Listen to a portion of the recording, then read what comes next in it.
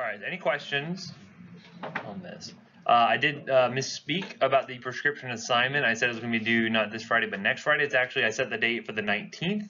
That is fine. That'll still give you about 3 weeks or so to work on the final prescription assignment. So I figure that is a happy medium. So just go by the due date on Canvas and you'll be fine. Okay.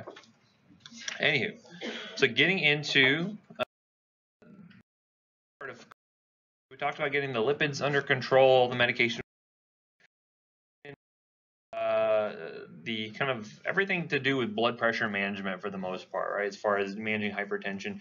The nice thing about this is there's a lot of slides here. There's a lot of drugs we're going to be covering. However, you're going to find that these drugs are going to come up over and over and over again as we get into the other cardiology topics, okay? So when we talk about CHF, we've already covered all the meds because we covered all the antihypertensive stuff, right? And you're going to find a lot of these are pulling double or triple duty as far as to what sort of indications it's going to cover. And so a lot of it comes back down to like, well, how do I decide which drug is good for my patient?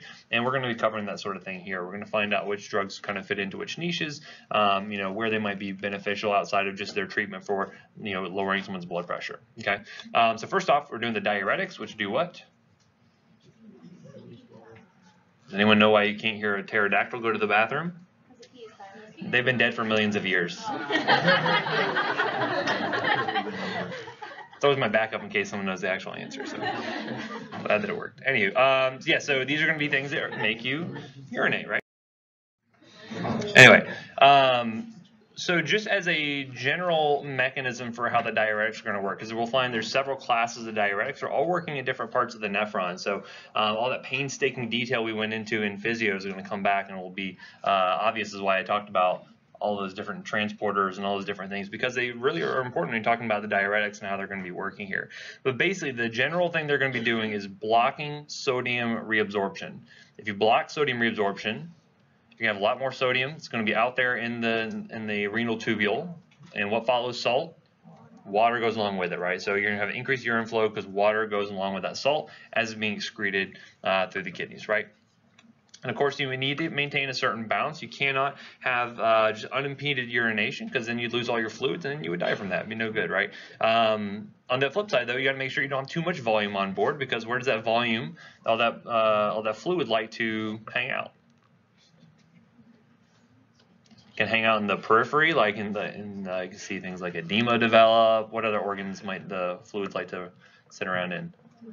The lungs can be a big one, right? So again, you see things like pulmonary edema that can develop here. So you're going to see that while the venous system is going to be good as a capacitance sort of system, it can hold on to a lot of fluid. You're going to have a lot of leaking that occurs out there if you have patients who cannot get rid of that fluid on their own. So have you talked about CHF at all yet?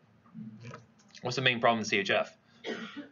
Everything backing up. Everything? Yeah, everything's backed up, right? Because generally it's going to, again, there's right-sided CHF as well, but for left-sided, the kind of general CHF, you think about left ventricular dysfunction, right? So if I can't pump the blood out, I'm going to have everything kind of backing up on the venous side of things, and so they have a lot of edema and a lot of extra fluid buildup. These are going to be good drugs for that, because they're going to help to restore that balance by getting rid of a lot of that extra fluid through the kidneys, right? So you need to maintain that proper. And again, kidneys are very oxygen dependent. They receive a lot of blood flow, a lot of oxygen, because of all these transporters we have to be running, right? We have to have all the active transport that's working to try to make sure we can maintain balance between reabsorption, secretion, etc., right?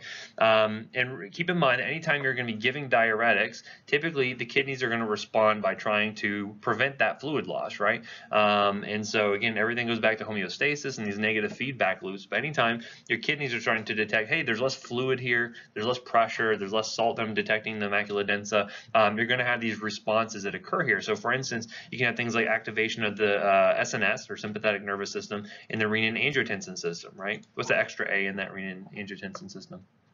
Aldosterone's big. Other hormones can play a role here, right? So again, when they detect, hey, there's not enough fluid here, they say, hey, we need to put a brake on the system. Let's increase that sympathetic activation, renin-angiotensin system, etc. You know, this can be occurred by things like ADH being expressed, atrial natriuretic peptide being decreased expression, right? Because ANP normally gets released in what case? Yeah, atrial stretch. So if that's going down, you're going to find that's going to be, putting a stop to that. And even things like renal cell hypertrophy, which can occur over time. So again, you're going to find that as far as an antihypertensive go, diuretics are not great. They're going to be really good for helping to manage the fluid and getting rid of fluid. We'll know one example where they're actually going to be mainline therapy for hypertension in just a few minutes here, but just know they have limited effect because ultimately you're going to find the body's going to want to impede that effect by trying to do things like increase angiotensin II expression and increase norepinephrine expression, etc. Okay, so again, we've looked at the kidney before. Remember kind of the order of things. So again, we have the glomerulus here. We're going to be going into the proximal convoluted tubule. What happens here? A lot of reabsorption of things like glucose, amino acids. Sometimes you have secretion of toxins happening there, but you see a ton of reabsorption that occurs there in the proximal tubule. We're going to have our loop of Henle, which is going to be where which type of diuretics do you think work there? The loop diuretics work in the loop. There you go. And then we'll have the distal convoluted tubule where we're going to see our thiazide diuretics going to be kicking in, and then we're going to have the collecting system, which is where you're going to see a lot of like aldosterone antagonists, a lot of your potassium sparing diuretics are going to be working there. Okay, so just a few minutes here. Keep in mind though, filtration, you're going to find that a lot of things get freely filtered, but they get 100% reabsorbed. Again, in normal healthy kidneys, they're right in the proximal convoluted tubule there. And again, we produce a lot of filtrate, but we only maybe excrete out 1 to 2 liters per day, right? So we're very efficient in trying to reabsorb all of that. Again, that's why we need so much oxygen being delivered to the kidneys because it is very energy intensive. Now, at the proximal tubule, we mentioned a lot of reabsorption of glucose, amino acids, etc. Now, this is going to be a pretty weak portion of a place for diuretics to work because the thing you're going to find is that maybe I can inhibit reabsorption, say, for instance, right here in the proximal tubule, but then you have basically all the rest of the nephron here that's going to be able to reabsorb that additional salt, right? Because I mentioned salt's the main thing we're trying to inhibit the reabsorption of.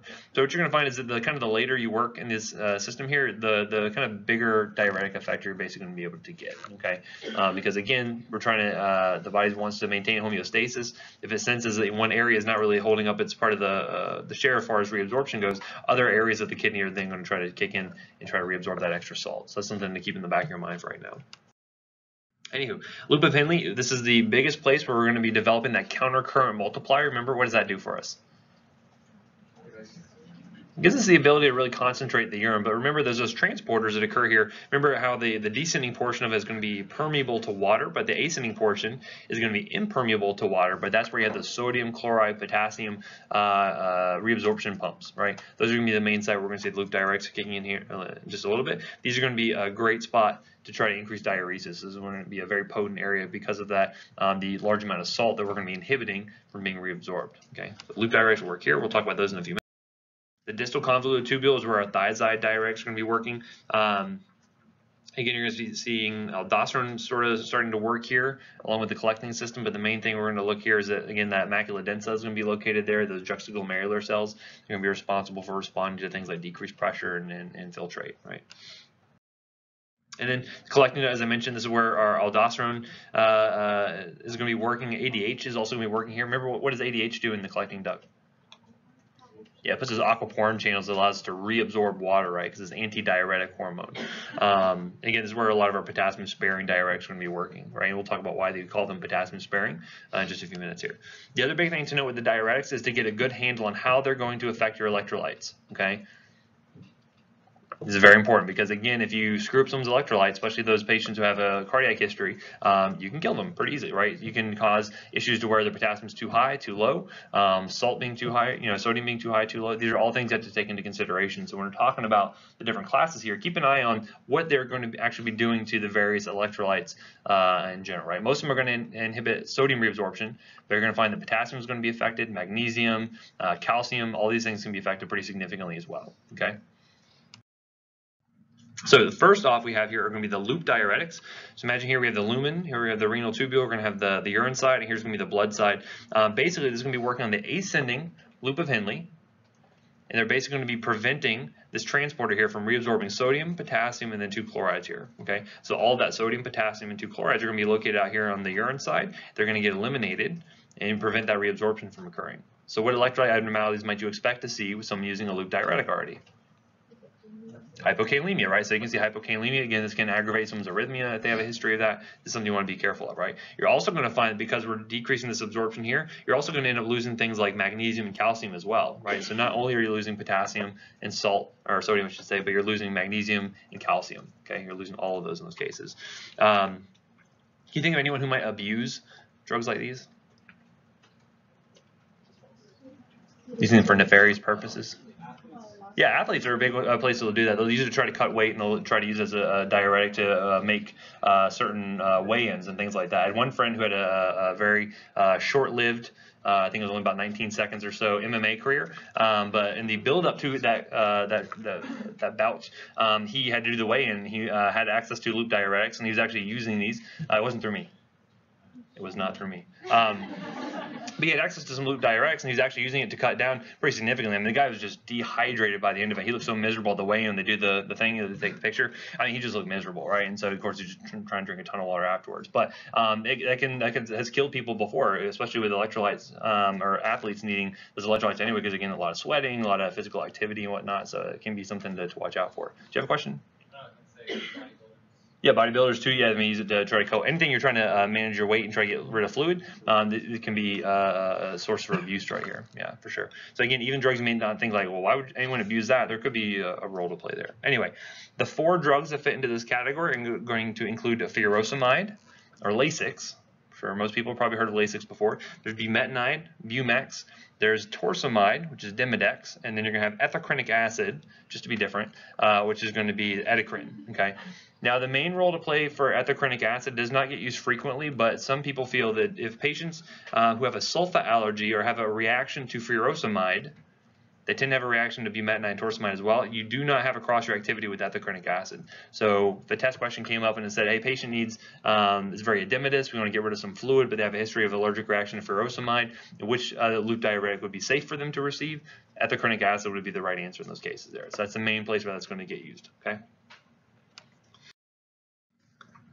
Now, again, this is going to inhibit sodium chloride reabsorption by about 20 to 25%, and so you can increase urine output quite significantly doing this, right? So about 4 liters per day as opposed to, say, 1 or 2 you would normally have for most patients. You're going to see more calcium being eliminated, more magnesium, and then especially more potassium. So you got to watch your electrolytes here, okay?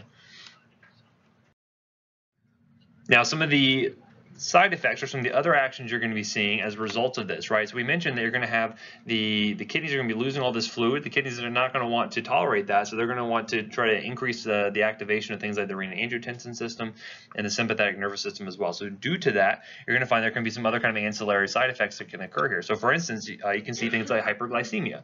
Part of that is due to the fact that we have things like catecholamine release due to the sympathetic nervous system releasing norepi, which can cause things like alpha-2 activation or beta-2 activation, which can either decrease insulin being released, which we know if you decrease insulin, blood sugar goes up, right? Or if I were to decrease glycogenolysis, that can also be an issue there.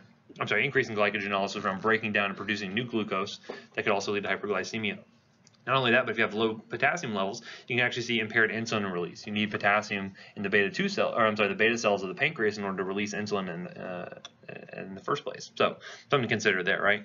Other things you're going to find is that if you have other sort of systemic vasodilators, can also be playing a role here. So for instance, remember we were talking about the afferent and the efferent arteriole. Which one is leading blood into the glomerulus?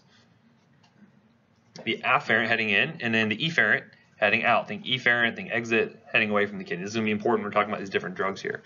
So if you had to imagine, what are some things that dilate that afferent arteriole? Prostaglandins are a big one, right? So again, if the kidneys are detecting, hey, we're losing all this extra fluid due to this loop diuretic being around, it's going to want to increase that GFR. It wants to get that fluid back, right? So it's going to try to dilate that afferent arteriole with using things like prostaglandins. This is where you can see some of those interactions with other medications, namely NSAIDs, right? NSAIDs do what? They decrease prostaglandin synthesis by inhibiting cyclooxygenase. Thank you. Yeah, so cyclooxygenase gets inhibited, prostaglandin synthesis goes down, and then you see constriction of that afferent arteriole, right? Which can lead to kind of 2 mechanisms to decrease that GFR, which is why you can see kidney injury occur due to this, right? But anyway, so those are big things you're going to find as far as these other actions, right? So you can see some glucose intolerance. You can see things like trying to have this kind of this vasodilator response to try to increase that GFR, because again, it's detecting, hey, we're losing too much fluid. We need to get more blood flow coming in. Other things you can expect to see, just due to volume depletion, the body says, hey, we need to get more fluid around here. You're going to see more antidiuretic hormone being released. You're going to start to see aldosterone starting to be upregulated. And then obviously the renin-angiotensin system is going to be the big thing that's going to be kicking off most of that, right? Other things you can see, you can find that uric acid, which we know is managed within the renal tubules. You're going to find that you actually find decreased excretion, and actually levels will go up in these cases here. So this can actually worsen gout for some patients who already have hyperuricemia to begin with. A lot of it has to do with the reabsorption and excretion, but just know patients with a history of gout may find that they have worsened exacerbations or more frequent exacerbations. This can kind of go with any of the diuretics we're going to be talking about here, not just the loops.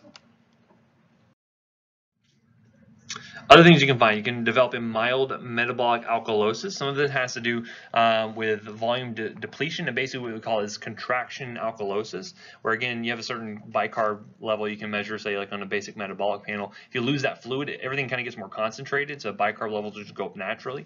You can see what we call that contraction alkalosis in those cases there. Also, you can end up seeing some increased hydrogen ion secretion. You're losing more hydrogen ions in the urine, you're going to get a little bit more alkalotic, right? Some mild hyperlipidemia. So again, you can start to see how multiple different classes of drugs can work to kind of fight one another. So in this case, because we're ramping up the sympathetic nervous system, lipids may go up.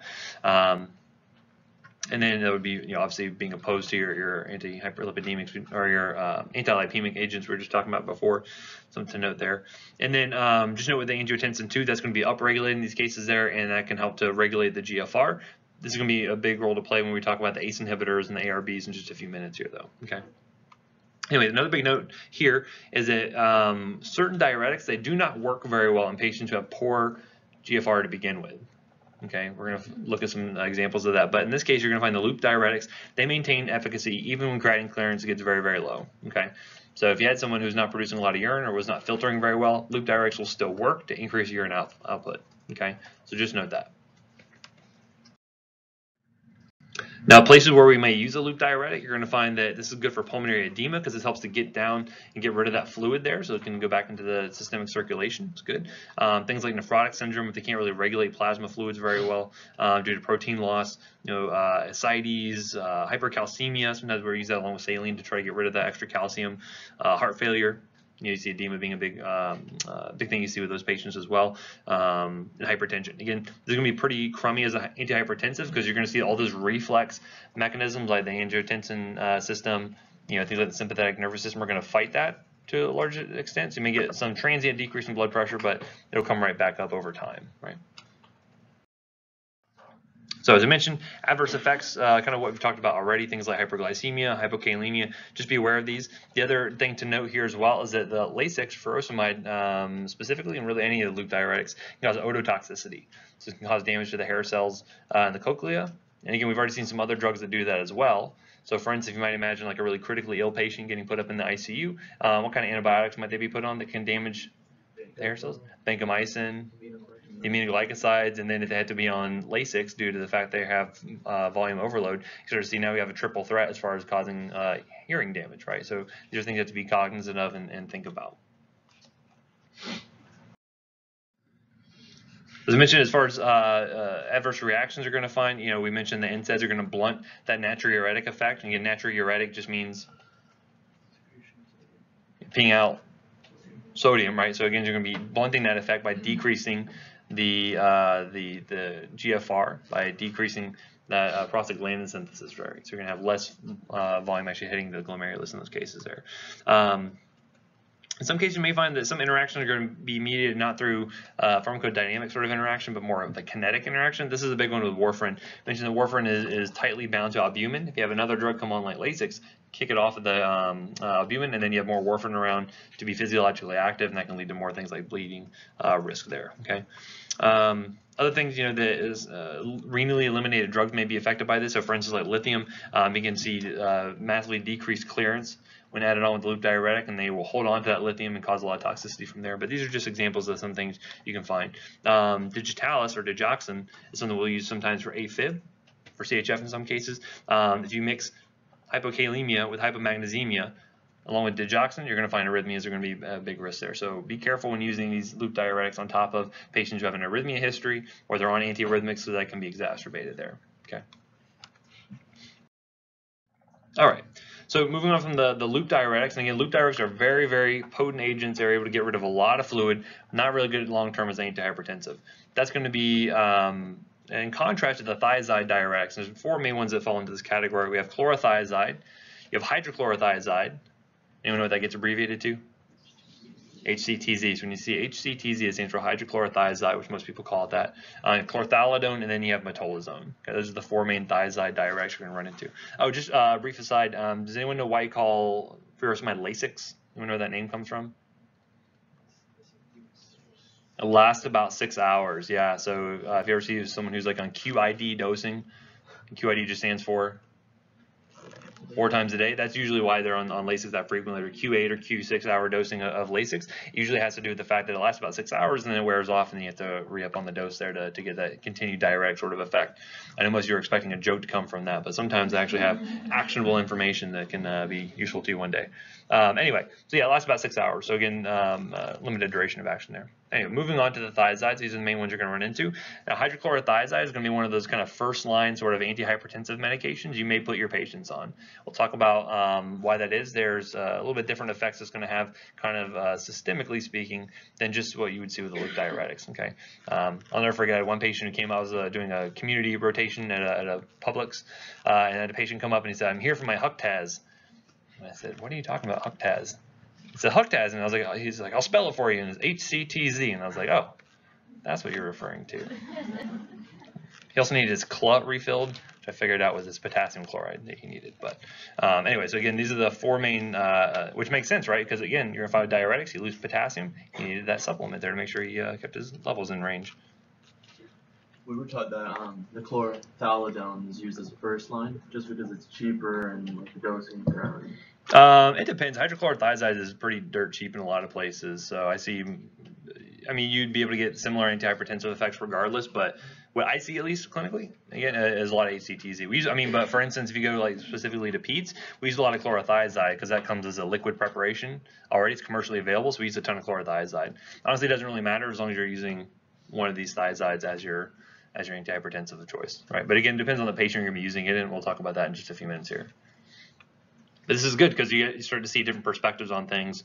You know, and honestly, the thing with chlorthalidone, I don't know that I've ever seen a patient actually on chlorthalidone in my limited time in retail. So it just goes to show you, maybe it's a certain patient population, maybe it's a certain area. You know, it just depends on who you're dealing with, what you're going to see there. But just being at least cognizant of, yes, these are all thiazides. These can all be used for hypertension. Is a good thing to note, right? Because again, we're always going to have a little bit differing opinions between professors and whatnot. They're not anyone's wrong. It's just, what do you see? Like, what have you been exposed to out there in the clinical world, right?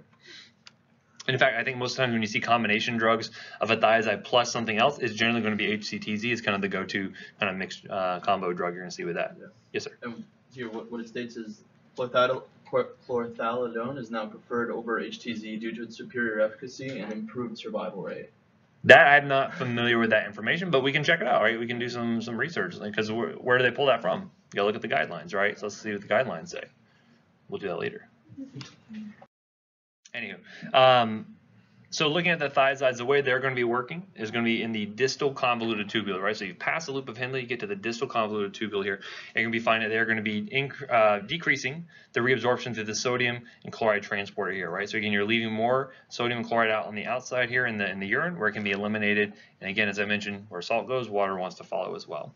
What's interesting, though, you're going to find they actually don't have a whole lot of calcium being lost here. You can still see pretty decent amounts of calcium being reabsorbed. So this will be important with one of the kind of unique sort of indications for a thiazide diuretic we're going to see in just a few minutes here. But just note that you still lose magnesium with this. You still lose potassium with this because, again, it's kind of following along with the salt, sodium, and the chloride. However, calcium is not lost here. Okay. So again, some other kind of ancillary effects it can have some carbonic anhydrase activity, which we'll talk about a little bit later, how that can work as a diuretic, and then also works as a phosphodiesterase inhibitor. Don't worry too much about that one. We'll talk more about that when we get into things like erectile dysfunction meds and things like that, but just know that's another way to possibly cause some vasodilation that can lead to some good antihypertensive effects. Okay, so looking at the major actions here, as we mentioned, decreasing sodium and chloride reabsorption there. Now again, this is not going to be nearly as potent of a diuretic as what you'll see with the loop diuretics, right? Loop diuretics can get rid of a ton of fluid very quickly. Thiazides, you're not really going to get as much bang for your buck from that standpoint. However, this is going to find that these are much better as an antihypertensive for the long haul, right? Because again, when the body is losing all that fluid in response to a loop diuretic, it's going to have a much stronger homeostatic response than something like a thiazide, where it's going to have, kind of okay, diuretic action, but you're going to find that, your patients aren't going to be peeing all the time. They're not going to have to be getting up, 4 or 5 times a night to go pee like they might with something like a loop diuretic. You're not going to find that strong homeostatic response in the same way you would with a loop, okay? But other things you're going to find, increased potassium and magnesium excretion. You're going to find that you have decreased renal calcium excretion, which can lead to, what do you think? Yeah, less excretion of calcium means more calcium staying in the blood, so it can lead to hypercalcemia. Yeah, so actually what's interesting though is you can actually use this to treat kidney stones, right? Because what are kidney stones essentially? Calcium oxalate crystals that are precipitating out in the renal tubule. So if I were to do something that increases the reabsorption of calcium from the renal tubule, for some patients you may actually find that can help to get rid of that calcium there and try to prevent that crystallization from occurring. So you can actually use this for some patients who have nephrolithiasis to try to prevent that crystallization from happening there, okay? However, hypercalcemia is going to be the other side of that, you can see, because you're increasing that reabsorption. So something to note. Anyway, again, major actions are very similar to what we see with the loop diuretics, probably to a lesser degree though, because again, these are not nearly as potent as a volume reducer as you're going to see with the loops, right? So you still see some hyperglycemia, still see some decrease in uric acid excretion. However, you can see an initial increase in excretion, but chronically, gout is still going to be a risk here, mainly due to that volume contraction, right? Because again, it may increase that risk for precipitation occurring here. And again, this can also decrease the GFR, just like anything else, right? Get rid of that blood volume. Again, the body predominantly wants to send blood. If it only had to choose 2 organs, where would it send it to? The brain and the heart, right? So again, the kidneys can take a backseat to that, especially if you get more hypovolemic. So again, you can see a decrease in GFR in those cases. Now, where we're going to use this, use it for hypertension, obviously, we've kind of mentioned. In some cases, you can use it in cases of renal failure to try to increase urine output. May or may not get a whole lot of use out of that, as we'll see in just a few minutes here. Congestive heart failure, cirrhosis, anywhere you're getting a lot of fluid buildup, this can be useful. And again, we're going to see that if you want to combine diuretics, make sure you're using 2 different mechanisms here. We'll talk about using thiazides plus a loop in just a few minutes here and how that can be very useful. And then I mentioned utilization for calcium oxalate causing kidney stones, right? Okay, so looking at thiazides and how it's going to be working for hypertension, again, it's going to work best in elderly patients, more obese patients. It tends to work better in patients who are African Americans or have more salt retentive sort of states. These are the main patients you're going to see that thiazides tend to work better in as a first-line antihypertensive here, okay? Now, acutely, you're going to see, yeah, there's some decreased blood volume. You see some decrease in cardiac output, but that's really short-term effects. You're still going to have those homeostatic responses like the renin-angiotensin system, et cetera. They're going to lead to that being blunted, right? Because, again, you may see increase in your output for a little bit in blood volume, but they're going to come back up over time. The other things you find, the nice things about the thiazides, and as far as its efficacy as an antihypertensive, it's going to have some direct vasorelaxant effects, as I mentioned, some of that related to that phosphodiesterase activity. So you're going to find that total peripheral resistance is going to go down chronically, which is good. You're going to lose some of the salt that's kind of been kind of plugged up in the vasculature, kind of just sitting there. It's kind of waterlogging. So if you have salt kind of sitting there lining the endothelial walls, water is going to want to follow that. So if I can get rid of some of that, it's going to help to decrease the pressure there as well.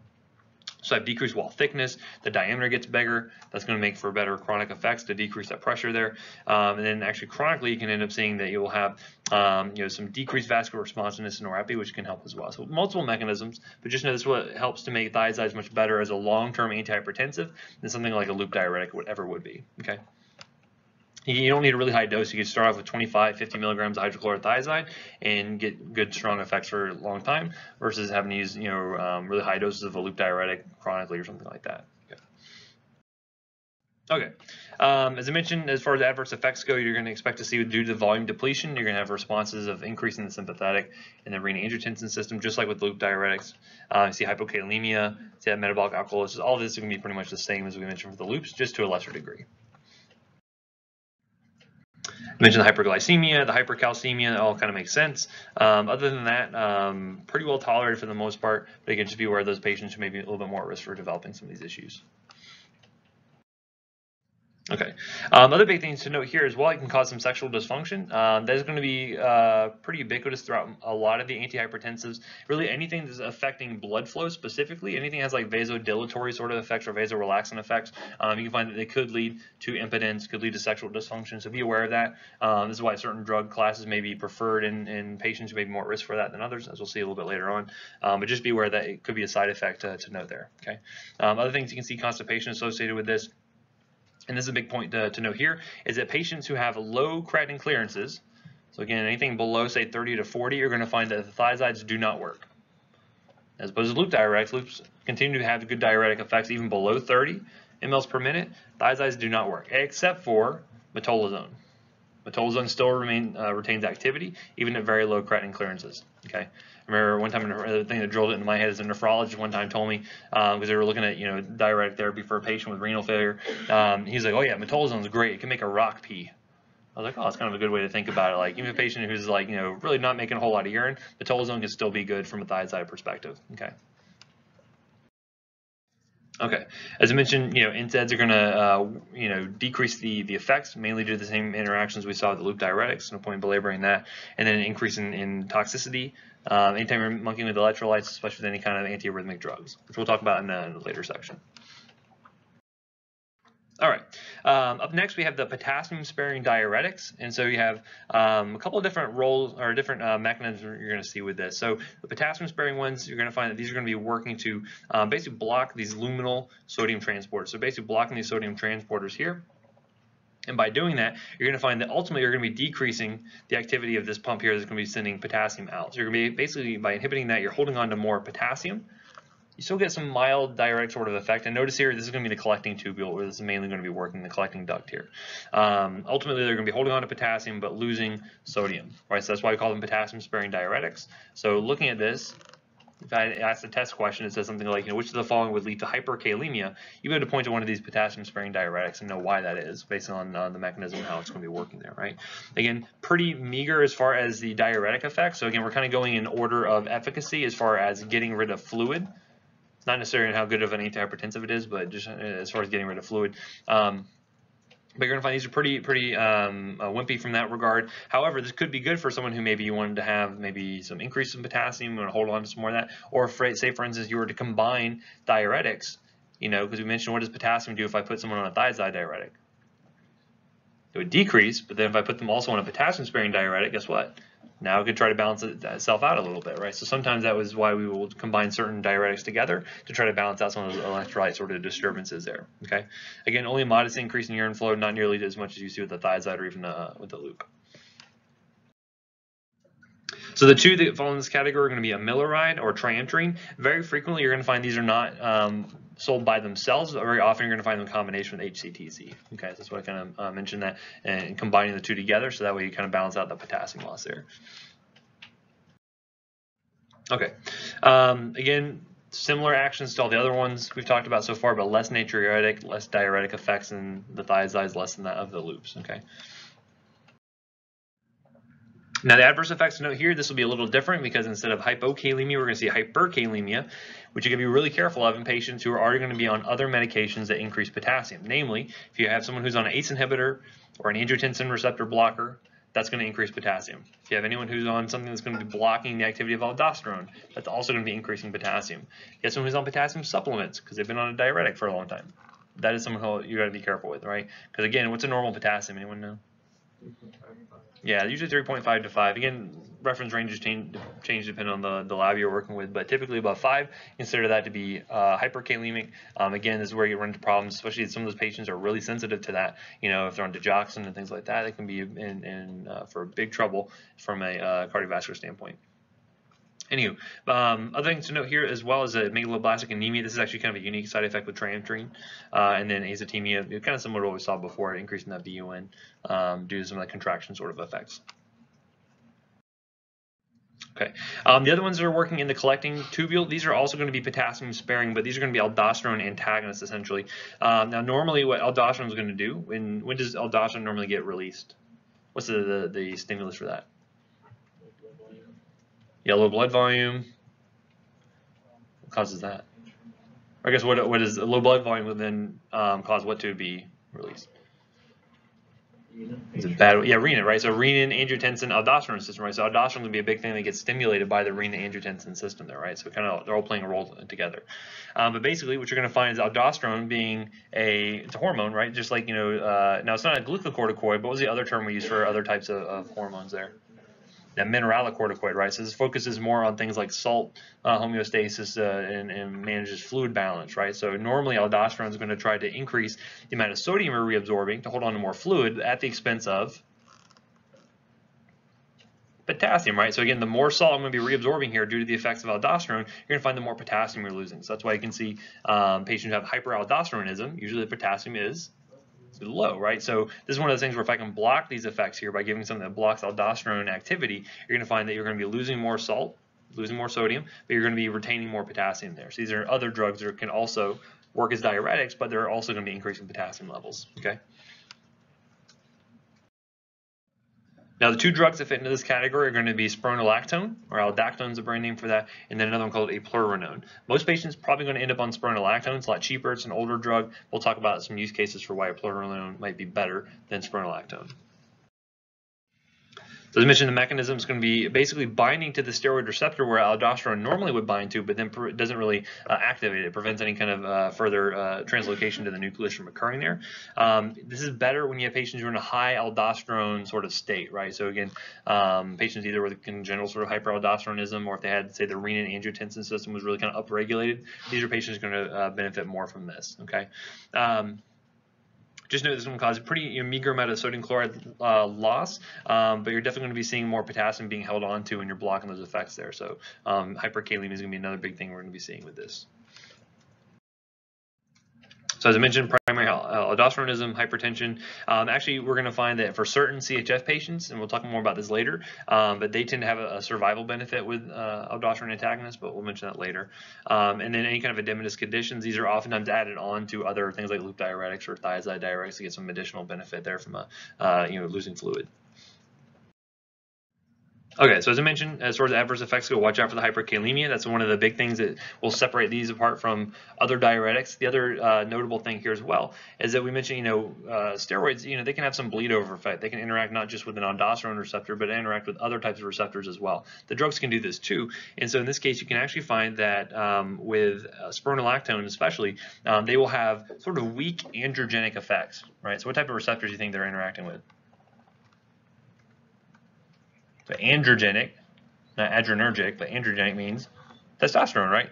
So testosterone, DHT, remember we talked about testosterone gets converted over to DHT.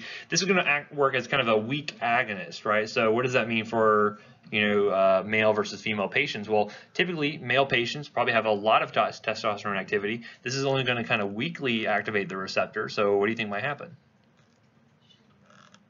They're going to have more sort of feminizing sort of effects, right? So gynecomastia is a big thing, right? You're going to see this development of the breast tissue that can occur. Also, they can have things like testicular atrophy because these receptors are not being fully activated as it might with something like testosterone or DHT, okay? On the flip side of that, if you're looking at female patients who, in respect to male patients, have a lot less testosterone activity, what do you think might happen here when you're partially activating those receptors? You have more masculinizing sort of effects, right? So you can see things like menstrual irregularity, see things like hirsutism. So because of that, you can see kind of the opposite effect in male versus female patients. Due to that, spironolactone may not be a great drug. This is why a Pleurolaxone is sometimes reserved for those patients who are intolerant of spironolactone. They can use a Pleurolaxone because it has much less activity at the androgen receptors while still having good anti-aldosterone sort of effects there, okay? This is also going to be playing a big role when we're talking about progestins. Later on, we talk about like women's health issues and talking about different oral contraceptives. The progestins oftentimes will have androgenic effects. Sometimes they'll have aldosterone effects. So this will come up again later on. So kind of keep those in the back of your mind. That make sense? Okay. So again, if you had a patient who says, I have a male patient with CHF and he's really worried about this gynecomastia, what's a good alternative drug that could be used in instead of spironolactone? Pleurolaxone would be the correct answer in that case, right? Can you say that again? What? So if you had a patient, yeah, sorry. So if you had a patient who was, say, intolerant to the effects of spironolactone, or they were, say, worried about the side effects or whatever, this is where a Pleurolaxone can be a backup to that. A Pleurolaxone. I know it doesn't really roll off the tongue as well as like hydrochlorothiazide or. something else. Really, none of these drug names really kind of roll off the tongue, unfortunately. Just wait till we get to the monoclonal antibodies for like rheum. We got things like adalimumab and infliximab, and just there are all kinds of weird ones. We had one patient who was on one we hadn't really encountered yesterday, and it was just funny to see how many pharmacists were sitting around trying to figure out how to pronounce this drug's names, like Ustecizumab. It's no good. I was like, I think that's a country. Like, I think it's a place. No, it was not. But anyway, so continuing on. Finally, kind of the weakest of the bunch as far as diuretics go are going to be our carbonic anhydrase inhibitors. As you might imagine, how do they work? Inhibit carbonic anhydrase. Yeah, so basically what this does is normally, and I'll show you a graph in a second, or a diagram in a second, but basically what you're finding is that normally a lot of bicarb gets filtered out through the glomerulus, but you find most of it gets reabsorbed in the proximal convoluted tubule, about 80 to 90% or so, okay? However, if you were to say block the reabsorption by blocking activity of carbonic anhydrase, because again, normally things that are charged have a hard time crossing over membranes, right? So again, if I have a bicarb, or say carbonic acid that breaks up into bicarb plus, or I'm sorry, bicarb minus and hydrogen ion plus, it's not going to be able to cross over very easily. So because of that, if I block that activity, you're going to lose that bicarb. And then what do you might imagine would happen to the pH of the person who is taking something like this? They're peeing out their bicarb. They'll get acidotic. Yeah, so one of the things you can actually find with this is you develop a mild metabolic acidosis because you're actually peeing out all that bicarb in those cases.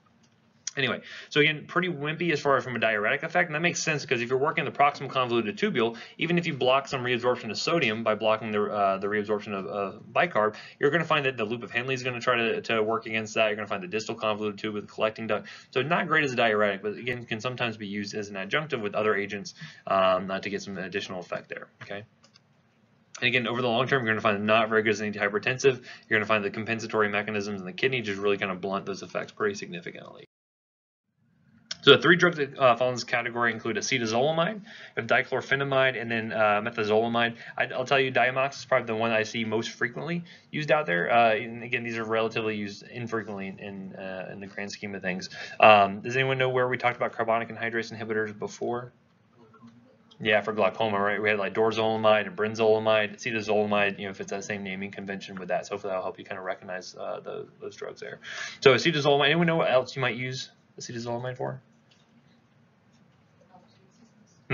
Yeah, absolutely. You can actually use it for altitude sickness. It's kind of interesting. I was reading up on this to make sure I understood the mechanism still, because I always tend to forget some of it. But basically, when you go from, say, here at sea level, or maybe slightly below since we live in a swamp, say we're to go to, say, Denver, Colorado, we're a mile up, what are some of the effects that you see with that, right? So as far as partial pressure of oxygen in the atmosphere is,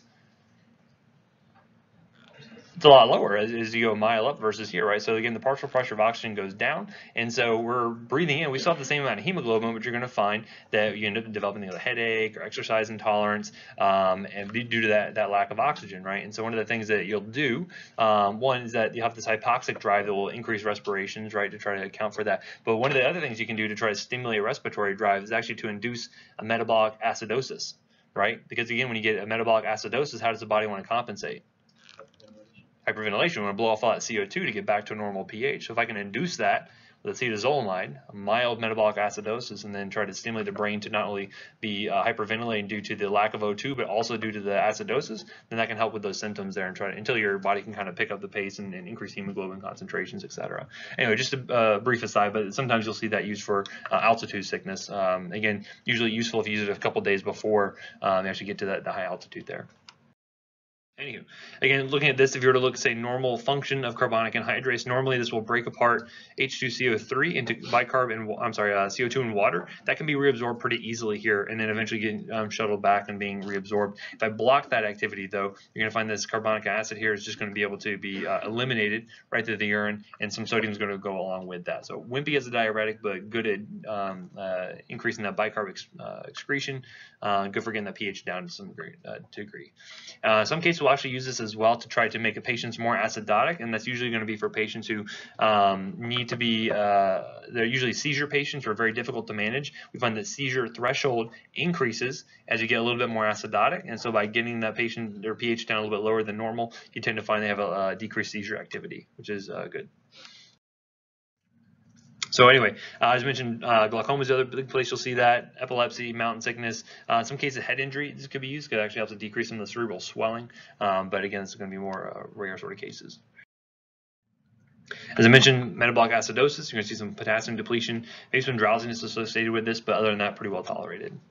I just want to add, I took this when I went to Peru like a month or two ago. It Yep. also affects like when you drink soda. It tastes a lot differently. It's like more bubbly and like kind of burning on your tongue. Yeah? We didn't realize that. We thought there was something wrong with our soda stream, so we made it I don't know. We just made the soda go back a few times, and then we realized that was actually the side effect. Interesting.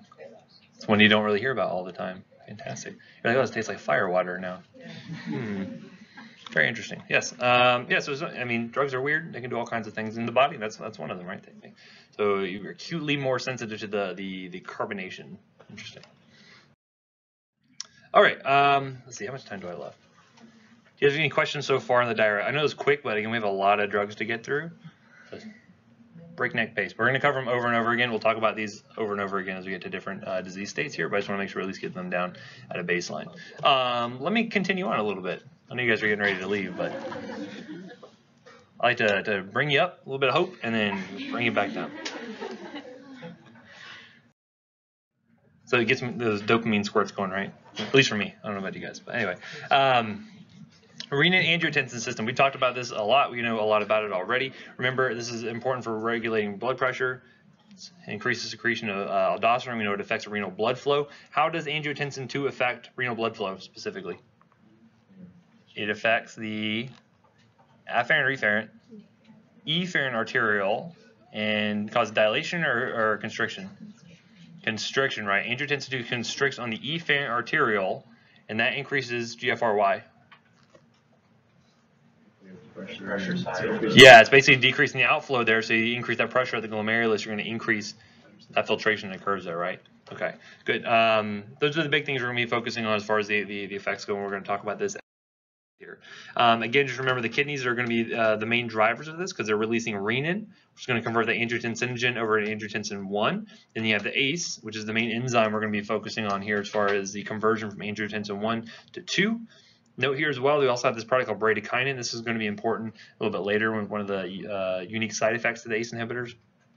And then finally, we're going to see angiotensin 2 is going to be causing vasoconstriction, so your blood pressure increases, and also will stimulate aldosterone, which will help to stimulate water reabsorption in the kidneys, lose potassium, and it also does what to blood pressure?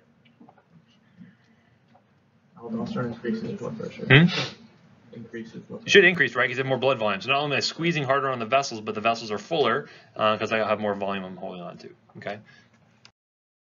So anyway, as I mentioned, things that are affecting renin are going to be things like the renal baroreceptors, the macula densa, and also the sympathetic nervous system are playing big roles here. Again, as pressure goes down in the kidneys, as that filtration goes down, salt concentration goes down, those are all stimuli to the kidneys that, hey, we need to get this pressure back up. Let's go ahead and release more renin to eventually get angiotensin 2. Again, we've covered this already, so I'm not going to belabor these points here, but just remember the sympathetic nervous system can play a big role here. Again, the more sympathetic activation you have going on, the more renin release you're going to be seeing with that. And a lot of that has to do with things like beta-1 receptors there and the kidneys responding to that. Okay, I mentioned vasoconstriction is one of the big roles to play here. This is why we target this as far as an antihypertensive. Again, aldosterone, we're going to be seeing decreases in aldosterone secretion when you interrupt the system. We'll see in just a few minutes. And we talked about that renal vasoconstriction. This is primarily on the efferent arteriole, right? And that'll be important for looking at side effects here just a little bit later. Okay. Other things you can see, again, increasing norepinephrine release from the sympathetic nervous system, increasing antidiuretic hormone, which typically antidiuretic hormone would do what to blood pressure? It would also increase it, right? Because again, you're reabsorbing more water, so that intravascular volume is going to be going up as well. And again, the other big thing we really worry about, and this is why ACE inhibitors are so good from a mortality standpoint, is going to be because of this remodeling effects that the angiotensin 2 has, right? It can remodel places like the kidneys, which can lead to kidney damage over time. It can remodel also places like the left ventricle, right? Because again, what happens with a CHF patient? Why do they get a bad left ventricle? It dilates, right? Because again, you have so much blood volume, you have so much preload coming into it. But what's the other thing that happens? the afterload is also really high too, right? You're trying to pump against all this high pressure, so it's going to get stiff, right? It's going to get dilated potentially, it's going to get stiff, and it's going to be this remodeling that occurs. A lot of it is through angiotensin too, right? So if I can interrupt this, you find you can decrease that remodeling, and you're going to find you can decrease that eventual decrease in function of the left ventricle over time. So again, you're going to find these are very good for helping to prevent some of the long-term sequelae of some of these cardiac conditions. All right. As I mentioned, overactivity can lead to hypertension, can worsen CHF, can worsen diabetic nephropathies, right? And you talk about kind of macro versus microvascular complications of some of these disease states. Diabetic nephropathy is a big one, so you're going to find these is going to be very beneficial in diabetic patients. And then also myocardial remodeling post-MI. So most patients, you're going to find that, if I have a history of a MI, something like that, there's a list of medications you need to be on because we know this is going to decrease mortality, it's going to increase survival for you, and this is one of the groups here. It's something to interrupt that renin-angiotensin system, okay? So big significant effects on morbidity and mortality in the long run. Okay, so anyway, so looking at the actions here, so again, if I were to inhibit the ACE enzyme, right, so I'm preventing that conversion from angiotensin 1 to 2, things I should expect to see. I should see less vasoconstriction. I should see less renal vasoconstriction. Now, could this be a problem? Who might that be a problem in? Yeah, so renal artery stenosis will be one case. Also, patients who are really dependent on, especially more progressive renal disease, if they're really dependent on that Ang2 to keep that GFR up, to keep that pressure up, and all of a sudden you remove that, you're going to find they cannot keep that pressure up. The GFR goes down significantly. So this is another one, similar to how we said NSAIDs can induce acute renal failure. This is another one that can do the same thing, acute decreases in GFR due to the fact that we're affecting the efferent arteriole in this case here. Right, so keep that in mind. We'll see less aldosterone. We're going to see less sodium reabsorption. We see all these different things are going to be good as far as helping to decrease remodeling, decrease our blood pressure, get rid of some of that volume there we're holding on to. Okay.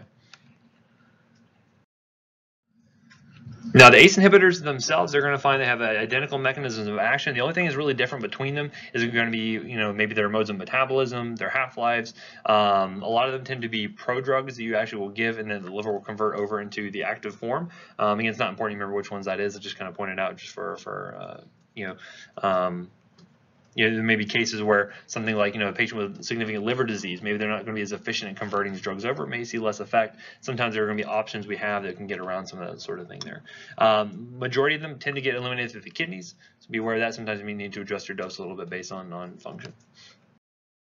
So the ones we have here, and again, I'll point out kind of a few unique points about some of these as we go forward, but you have things like captopril, lisinopril. What do you notice about the naming? Pril, right? If you see pril at the end, you're probably going to be an ACE inhibitor here. Captopril itself actually has a pretty short half-life, so this one is not going to be used too frequently for kind of long-term management of blood pressure. Sometimes we'll use it multiple times a day, though, to get around that. Interesting here, we see that enalapril gets converted to the active form called enalaprilat. This is actually the IV form that we'll administer in the hospital. So this is a really good kind of quick drug that we can administer to patients, try to get their blood pressure under control. But basically, we give something IV. Do we get the first pass effect? No, you missed that. So it wouldn't make sense that we need to get the active form and not the prodrug form, because if I gave the prodrug form IV, you wouldn't get much effect out of it because it would take time for it to get to the liver and have that activation occurs there. Other things to note here, we have things like benazepril, fosinapril, trandolapril. And then this is one of those things where this is like kind of like a blockbuster sort of medication where they realize that, man, we can make a lot of money off these drugs here based on these mortality benefits. So everyone came out with their own variety of ACE inhibitors. This is why you see so many of them. Just like there's a ton of statins, there's a ton of ACE inhibitors. The quinapril, ramipril, perindopril, moexapril, and then perindopril a second time because, I don't know, I had to put it a second time. Anyway, you see pril though, think ACE inhibitor, okay? And again, you'll get used to working with, like, especially if you work with hypertensive patients, you have probably 2 or 3 that you're used to using all the time, and that one you'll just know pretty well. Some of these you may never see again after this class. It just depends on kind of what insurance coverage is like, depends on where you're working, etc. Right? All right, any questions from the last time we met? So we finished up. What did we finish up? We finished up the. Did ophtho. What else did we do? Already forgot. Yeah, oh, that's right. We did cardio part 1, which is all the hyperlipidemia stuff. Now we're moving into, we're talking about the antihypertensives. We got through our diuretics. Now we're moving on into the renin-angiotensin system and some drugs we can use to affect that, right? And what's the first set of drugs we've talked about so far? In the renin-angiotensin system? ACE inhibitors, right? Good. The ACE inhibitors. What's an example of an ACE inhibitor, if you remember? So I don't know, but there's a pril on the end of it, so I can identify it. Lisinopril, fantastic. Enalapril, Ramipril, Perindopril. Yeah, they're fantastic. These are all good options. Now, going into some more details on these, and again, these are great drugs for helping to get down blood pressure.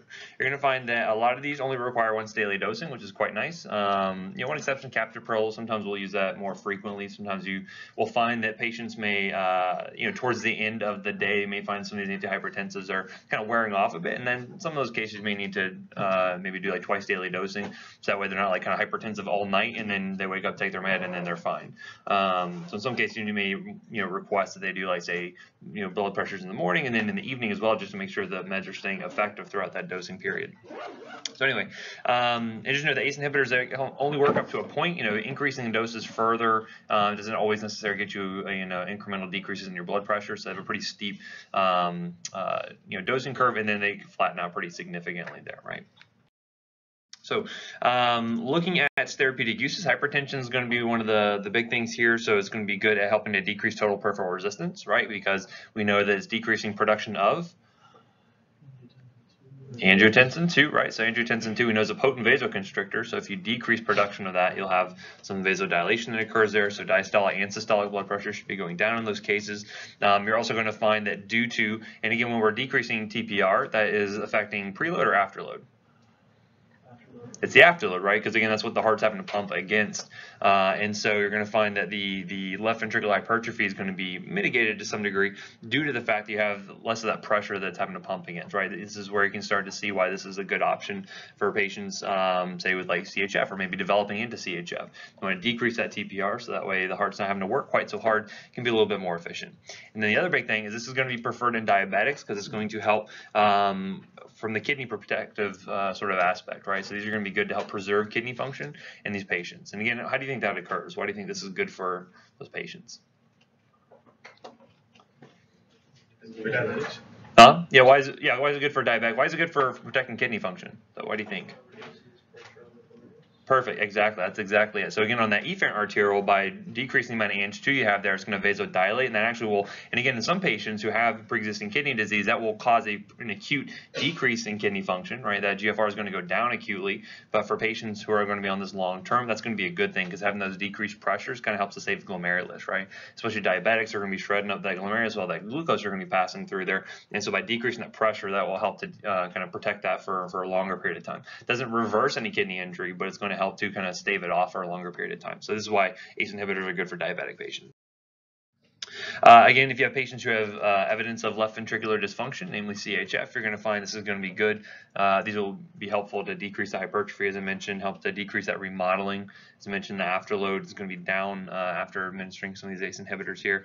Also, you're going to find that preload tends to go down to a lesser degree. You're going to see with the afterload. And so then cardiac output can then go up, right? So again, by decreasing the afterload, cardiac output is going to be able to rise in those cases there, so you're going to get a better ejection fraction, hopefully. Okay. Also, we see that in these studies, and again with hypertension, like some disease states, you're going to find that the studies are pretty poor. It's hard to get enough patients to really do good, strong studies for hypertension and cardiovascular disease because everyone's kind of an equal opportunity candidate for that. You find that the studies are quite large, include thousands and thousands of people, and so we see these things like mortality benefits by administering these medications there. And so typically, if you have a patient with left ventricular dysfunction, you're going to find ACE inhibitors should probably be given to those patients unless they have some sort of contraindication. The other big thing here as well is that with a lot of the drugs we're going to talk about in terms of CHF, a lot of them tend to be cardiodepressants, right? And so you tend to find that you don't want to decrease contractility in these patients. ACE inhibitors are good because they don't really have any direct effect on contractility. They're just going to be affecting really the vasculature in a bigger degree here. That makes sense? These are good post-MI because it helps with that remodeling. Again, usually you'll find that a lot of patients who develop MI, especially depending on where the infarct is, that can lead into CHF, and this can help to limit some of that remodeling. And so you find ACE inhibitors also decrease mortality in the post-MI period. And as I mentioned, that with the diabetic nephropathy, this helps to preserve function over time. Okay, so looking at the side effects, probably the most unique and sort of obvious side effect you're going to see for patients with ACE inhibitors is going to be this dry cough, right? So around 5 to 15% of patients may end up developing this, and this is mainly due to the fact that one of the things that you're inhibiting when you decrease the activity of ACE is going to be you have a buildup of this product called bradykinin, right? Bradykinin is going to cause this dry cough that occurs here, and it can be pretty problematic for patients. You're going to find it can be, just this annoyance is like constantly happening, especially not only for the patient, but people who are around them. My cousin got put on an ACE inhibitor for at one point, and his girlfriend was just like, "You got to get off this medication. This is driving me crazy with all this coughing you're doing." So we switched him over to a different medication, and he's doing fine after that. We'll talk about that in a second. But anyway, again, it's not related to any specific agent or dose. It's just going to be one of those things that you're going to find that bradykinin is going to be building up there, and you're going to find that's going to be just one of the side effects that occurs. You may need to take them off this med. We'll talk about an alternative that we can use in a minute if the dry cough is a big problem from a quality of life standpoint. Other things, we're going to expect that potassium levels are going to rise in these patients, mainly due to, how do you think that occurs? If you're secreting sodium, you're more likely to retain potassium. Okay, so you said if we're excreting more sodium, we'll end up holding on to more potassium, right? What is mediating that effect? Aldosterone, right? So again, you're typically going to see by interrupting this system, you're going to decrease aldosterone activity, right? So it's the renin-angiotensin-aldosterone system. And so by interrupting this, by interrupting the angiotensin 2 aspects of it, you also decrease aldosterone secretion as well. So in those cases there, you end up seeing you're going to be secreting more sodium, but you're going to be holding on to more potassium in those cases there, okay? You're going to, again, it's good to have an idea for which drugs are going to be affecting potassium, because you got to be really careful of these patients. We said these ACE inhibitors are great for patients who have kidney disease because this helps to stave off further progression of disease. But again, patients with poor kidney function, how's their potassium levels normally? They're high, low, normal? Yeah, we're going to learn that they'll actually be typically pretty high. They have a hard time excreting potassium in those cases, so you don't want to worsen that, because that can worsen potential cardiac outcomes, right? You can see arrhythmias that can be developing there. So you got to be careful with that. So you should be careful in patients who are on potassium supplements. Sometimes if you ever see like a salt replacement, oftentimes instead of using sodium chloride, they use things like potassium chloride. And so that can be another sort of source for potassium intake they may not be taking into account just based off their medication list. The other thing to note, though, is that this can nicely balance out the effect of other medications we talked about previously that work to decrease potassium levels, namely loop diuretics. What else? And really any of the diuretics except for the potassium sparing ones, right? So that includes carbonic anhydrase inhibitors, includes your loop diuretics, includes your thiazides, okay? And again, clinically for the treatment of hypertension, mainly it's going to be thiazides. For the treatment of CHF, as far as from a fluid standpoint, it's mainly going to be loop diuretics. And we'll cover that again later. But just know that any of those are going to be able to decrease potassium. This can be a nice counterbalance to that, because it's going to be able to help to raise the potassium and hopefully balance things out, right? And again, this is what you're going to be monitoring for and seeing how they're responding to it over time, right? So anyway, one thing to watch out for, though, is going to be another thing to watch out for is hypotension. Typically, these are good drugs to start a patient on maybe in the evening time. So that way, if they're going to develop this hypotension, they won't be dealing with it throughout the day. They can kind of sleep through it. And then eventually, as the body kind of resets itself and gets back to that homeostasis, you'll find the hypotension may not be as dramatic in those cases. So just be aware of that. But you typically find this can be more frequently seen in maybe like sodium depleted patients or CHF, or if you're adding this on top of other antihypertensive meds, because again, they can be synergistic in their blood pressure lowering effects. So just be careful with that. Again, a good rule of thumb with a lot of these drugs is if you're not really sure if your patient can handle it, just start low and go slow. You can always titrate up, you can always give more, but once I give it, can I take it back? No, I just got to wait for that drug to get out of the system, which may be 24 hours in some cases, so you can always slowly titrate up based on how they're responding to it. Okay. As I mentioned, you got to be careful with patients with already, long-standing renal disease, because very frequently you're going to find they're really dependent on that Ang2 to cause that vasoconstriction on that efferent arteriole to keep the GFR up. If I were to initiate this full dose in a patient who had history of kidney disease, you're going to find that can cause an acute drop in their creatinine clearance and a drop in their GFR due to that vasodilatory sort of effect there, right? So again, this is why another case where you want to start low dose and gradually increase, so that way you don't knock their kidneys for a loop there, right? No pun intended. Anyway. Other side effects. So this is something that is going to come up less frequently clinically, but could be very serious. So you want to be keeping an eye out for these. Big thing is angioedema. This is pretty rare. Maybe 0.1 to 0.5% of patients may experience this while on an ACE inhibitor. This is where you're going to end up having, and it looks a lot like anaphylaxis in a lot of cases, but you're going to have very rapid swelling in the nose, the throat. Obviously, the thing that could be deadly about this is airway. Yeah, airway obstruction is the biggest thing there. And again, some of this is thought to be due to bradykinin accumulation that occurs when you have an ACE inhibitor on board. So again, we'll talk about management of this in just a second, how what medications may be safe to use as an alternative here. But this is one of those things where this is definitely life-threatening. If you notice this, if a patient says, hey, and you want to educate them on this, any swelling, any difficulty talking, any difficulty breathing, you need to get to the ER immediately, because you're going to want to go ahead and get that airway secured earlier rather than later. I've seen some pretty severe cases come into the ER where, you know, in some cases we will try to use, you know, things like fiber optic scopes in order to try to intubate, just because a normal intubation is impossible at that point due to the tongue being just so swollen. Some cases we have to do, you know, cricothyrotomies in order to get an airway. So it can be very severe if not caught early, and you can get that airway secure early on. Anyway, the other thing to note here is going to be that this is going to be contraindicated in pregnant patients.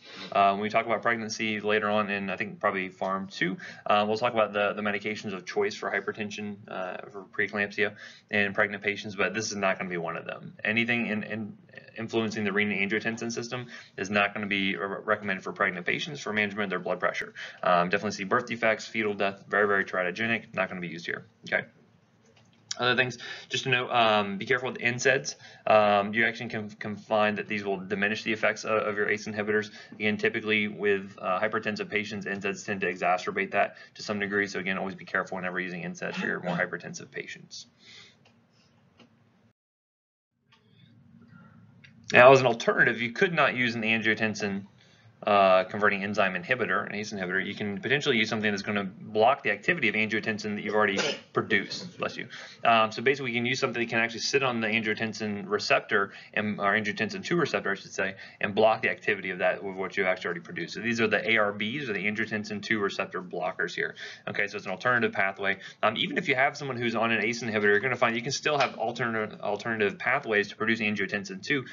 But clinically, you're going to find that these are going to be kind of interchangeable. If someone could not tolerate an ACE inhibitor, you can use an ARB.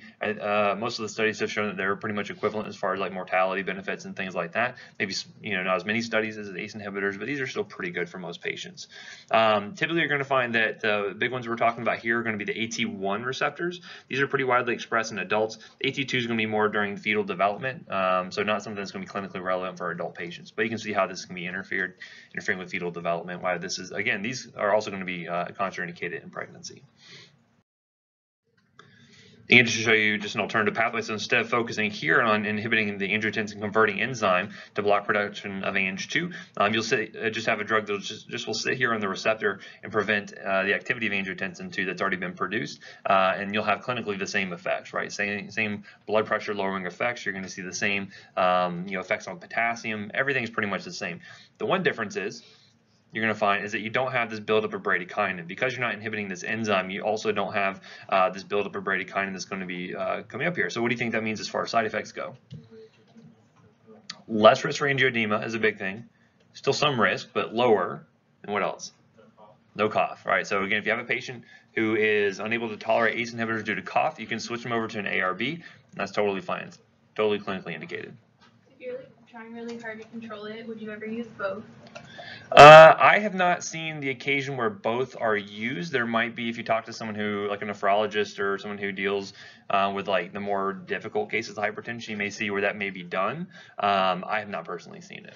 Oftentimes you get more bang for your buck by combining, different classes of medications. So if I did like an ACE inhibitor plus thiazide diuretic or a calcium channel blocker, you tend to get more synergism there than you would if you use an ARB plus in ACE inhibitor. Okay.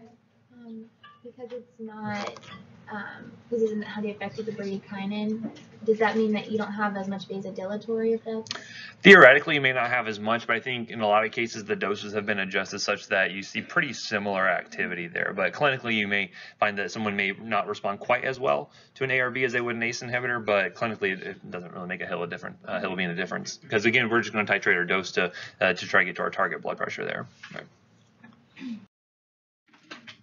Okay, so as I mentioned, we're going to see very similar effects: vasodilation, decreased aldosterone. Everything's going to be pretty much the same here as far as activity goes between the angiotensin converting enzyme inhibitors and the ARBs. Yes?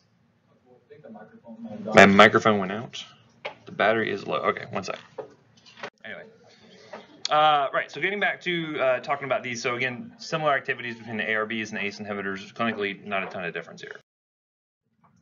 So as I mentioned, if you were to compare the two, the big thing here is that you may find the ARBs obviously are going to be better at blocking the effects of angiotensin II just because they're physically sitting there on the receptor, preventing it from activating there. You may find that as from a vasodilatory standpoint, as we kind of alluded to, it does not affect bradykinin, so you may see a little bit lesser of effect from a vasodilatory standpoint. However, if you can overcome some of those side effects, it could be beneficial for your patient overall. For the most part, as far as elimination goes, you tend to find ARBs are going to be both kind of renal and eliminated through the bile. Clinically, this doesn't come up as much either. You don't find there's a ton of renal dose adjustment for these type of medications. The big thing though you're going to be monitoring are for response though, right? So again, if you see the patient has poor kidney function and they're getting too hypotensive, then you're just going to titrate down on their dose and kind of titrate to effect essentially. Yes, ma'am. Is it possible for it to upregulate the receptors? So the question is it possible if you're blocking the AT1 receptors, possible they would maybe upregulate as a as part of that negative feedback loop? I think probably there could be. However, it could be one of those things where there's only so much upregulation they can do, and we're giving sufficient doses that even if there are more receptors, we're still blocking them, right? So again, it probably all comes out in the wash in the end in those standpoint. But again, we'll find some other cases though where upregulation or downregulation can play a big role, especially when you're talking about discontinuing medications, how they can be a big role. So we'll talk about that in beta blockers in a little bit. A good question. Anyway, so the ones we have here, we have things like candesartan, olmesartan. Certainly see the naming convention here has an artan on the end of it. Then you know it's an angiotensin receptor blocker. Again, these are another one of those things where once the first one came out and they realized, hey, this is going to be a blockbuster drug, let's go ahead and make a whole bunch of these. This is why there's so many of them that are out there. Anyone ever heard of valsartan being in the news recently? What happened with that? Recall. There's a recall. Anyone know why? Because they're not pure substance in it. It's like an unpure substance. Yeah, so there was a substance that was during the manufacturing process, and this is only for certain generic manufacturers. There was a product that got produced that was thought to be a possible carcinogen, and so because of that, they ended up. And it wasn't like someone accidentally dumped like a vial of this carcinogen into the vat of valsartan. It was just that it was a byproduct of the actual synthesis, and so they had a voluntary recall, and it was a big deal because a lot of patients are managed on valsartan. Just like my cousin was on, he's like, "Hey, what's up with this recall? Am I okay?"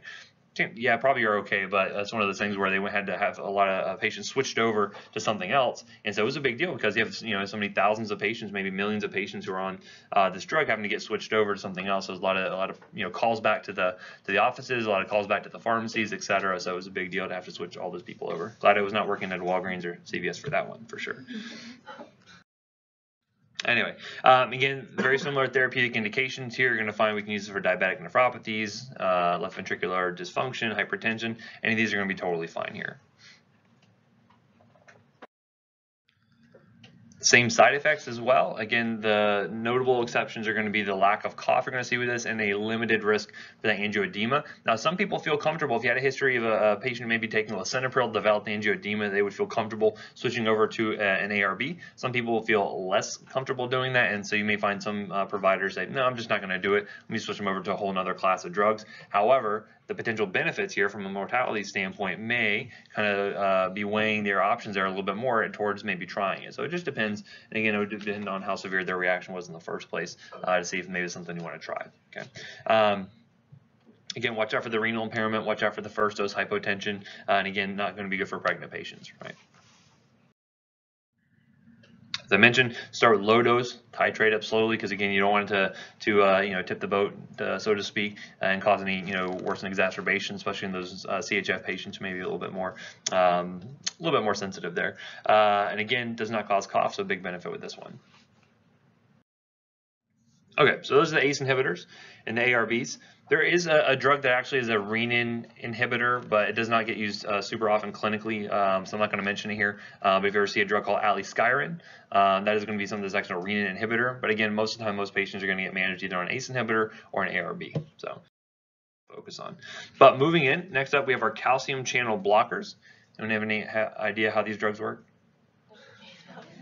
Again, sometimes it's just that easy. They block calcium channels. Good. Now, there's a lot of different types of calcium channels that are going to be expressed throughout the body. The main one we're going to be focusing on are going to be these L-type calcium channels, right? And so the big places you're going to find this include things like the sarcolemma, which we know are going to include a lot of calcium that are going to be in there, because again, we know calcium is very important for causing not only constriction of the blood vessels, but also going to be really important for causing contraction of the heart, right? Just like any kind of muscle, we see calcium is very, very important there. So we're going to see big effects from these drugs, especially on vascular smooth muscle and potentially on the cardiac muscle as well. So we're going to see. Now, 3 big classes we're going to have here, and you can kind of break them down just into 2 main divisions here. We're going to have the dihydropyridines, which I spelled wrong here, and you're going to have the non-dihydropyridines. You're going to find there's going to be 2 drugs that kind of fit into these other this kind of non-dihydropyridine category, and everything else is going to be a dihydropyridine. So if you see DHP, just referring to a dihydropyridine in that case there. Okay. We're going to look to see how their effects differ between the 2 groups, because they differ pretty significantly. So we're going to look at this in just a moment here.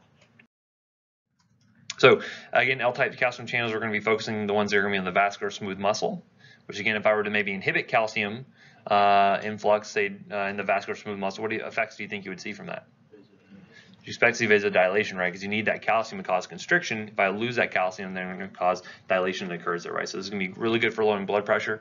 Now, how about for the cardiac myocytes? So we're going to see that it's going to help to decrease contractility, because maybe we have less calcium coming out from the sarcoplasmic reticulum. However, remember, there's 2 main types of cells we were talking about back in physio. We talked about the slow response cells and the fast response cells. The fast ones are just your typical myocyte that's going to be respondent to any action potential that comes in, and it's going to be responsible for a lot of that contraction, the contractility of the heart. With the slow response cells, and what were they doing? Remember, they were setting the pace of the heart, right? Those are your pacemaker cells we were talking about, the AV node, SA node specifically. Remember, as far as the fast response cells, what was the main thing that caused their action potential, that caused that potential to rise up? What? Sodium influx, right? Versus on the pacemaker cells, what is it? Calcium. Good. So you're going to find that specifically the non-dihydropyridines, we're going to talk about in a second, are going to have strong activity on the nodal tissue, specifically SA node and the AV node. They're going to decrease that conduction there. You're going to be able to decrease the chronotropy of the heart, as we're going to see, right? So we're going to find they're going to have effects not only on the contractility, the inotropy, but also on the chronotropy, right? The actual speed of the heart. So we'll talk about those in a second. Again, this is just a review for you, but remember that the SA node is going to be kicking off here. Again, calcium influx is going to be a big role to play, AV node, and then just from the ventricular muscle, this is where we're mainly going to be focusing on it from a contractility sort of standpoint, okay? Again, looking at calcium influx between, say, the SA and the AV node, notice here the calcium influx is going to be the big thing that causes the actual spike in potential here. And again, if I were to block calcium, what do you think would happen? You'd limit that spike in the potential there. You limit that slow leak of calcium into the cell, right? So what do you think it's going to do to the heart rate? Typically slow it down, right? So again, we're going to find that certain ones of these calcium channel blockers are going to have a strong effect to slow down the heart rate.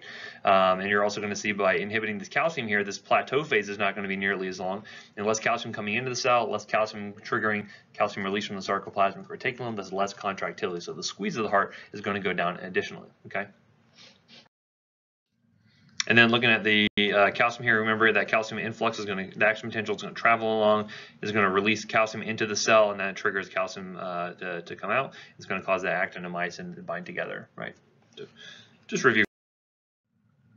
Here's what it would happen in the vascular smooth muscle. Remember how the smooth muscle differs pretty significantly from, say, skeletal or cardiac muscle as far as how actin and myosin are going to be working together. Remember, it's not just strictly they're going to have, the sarcoplasmic reticulum, leaping out of the calcium leaking out of the sarcoplasmic reticulum, causing the binding to occur. Here it's going to be more complicated because we're dealing with things like calmodulin. Remember that the vascular smooth muscle, it's much more efficient and likes to stay contracted or dilate for longer periods of time than something like the cardiac muscle, which needs to be able to beat, pretty dynamically there. So a little bit of difference here, but again, if I'm blocking calcium from coming in, I should expect to see relaxation, right? Dilation of the vessels there.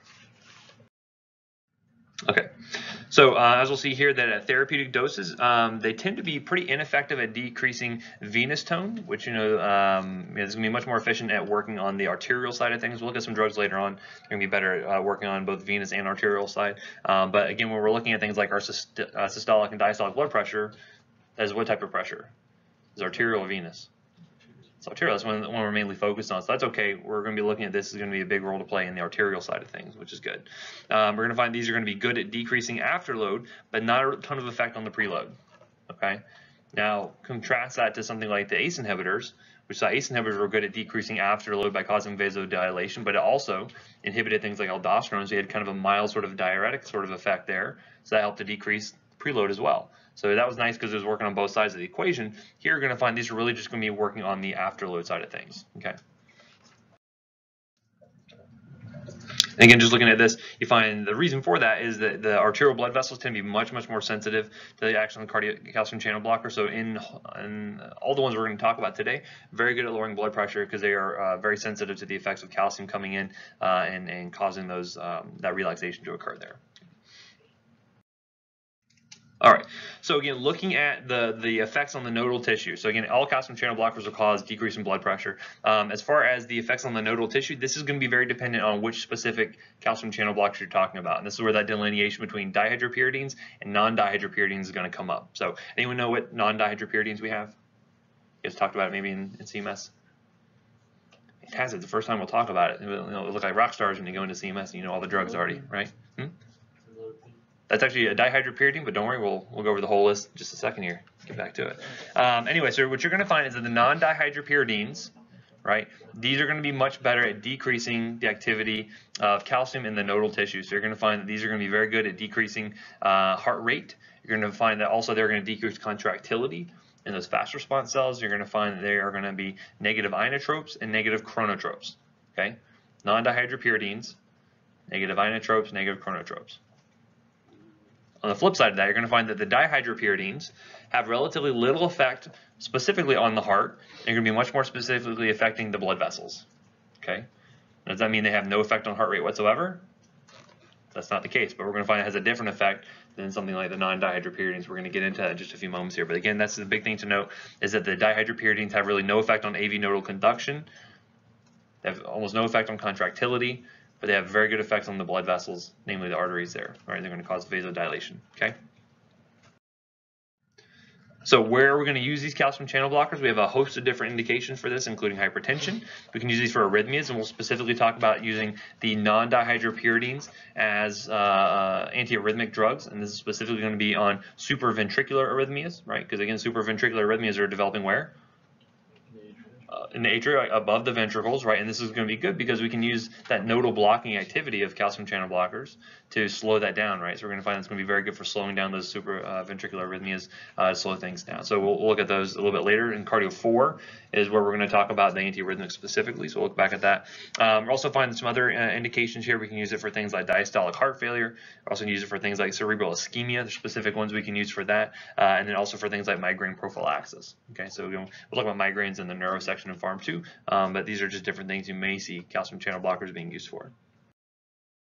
All right, so here are the breakdown of the different ones here. So we're going to have the two non-dihydropyridines going to include diltiazem or cardizem, and we'll have verapamil or Calan. This is the brand name of that. So think non-dihydropyridines, you're going to think diltiazem and verapamil.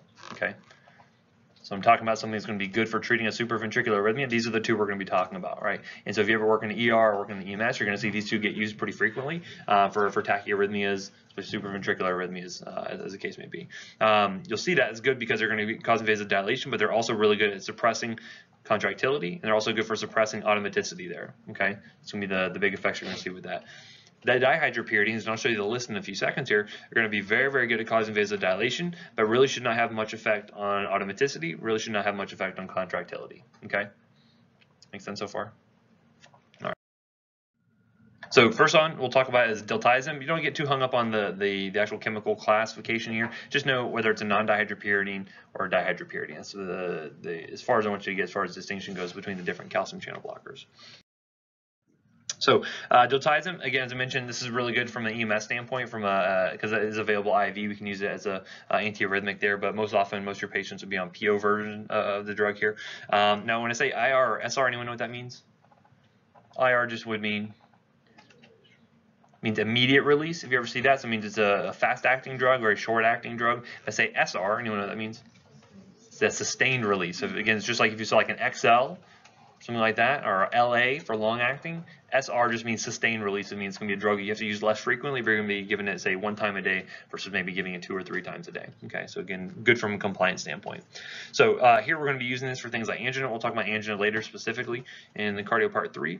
Use it for hypertension, which is mainly what we're going to focus on here.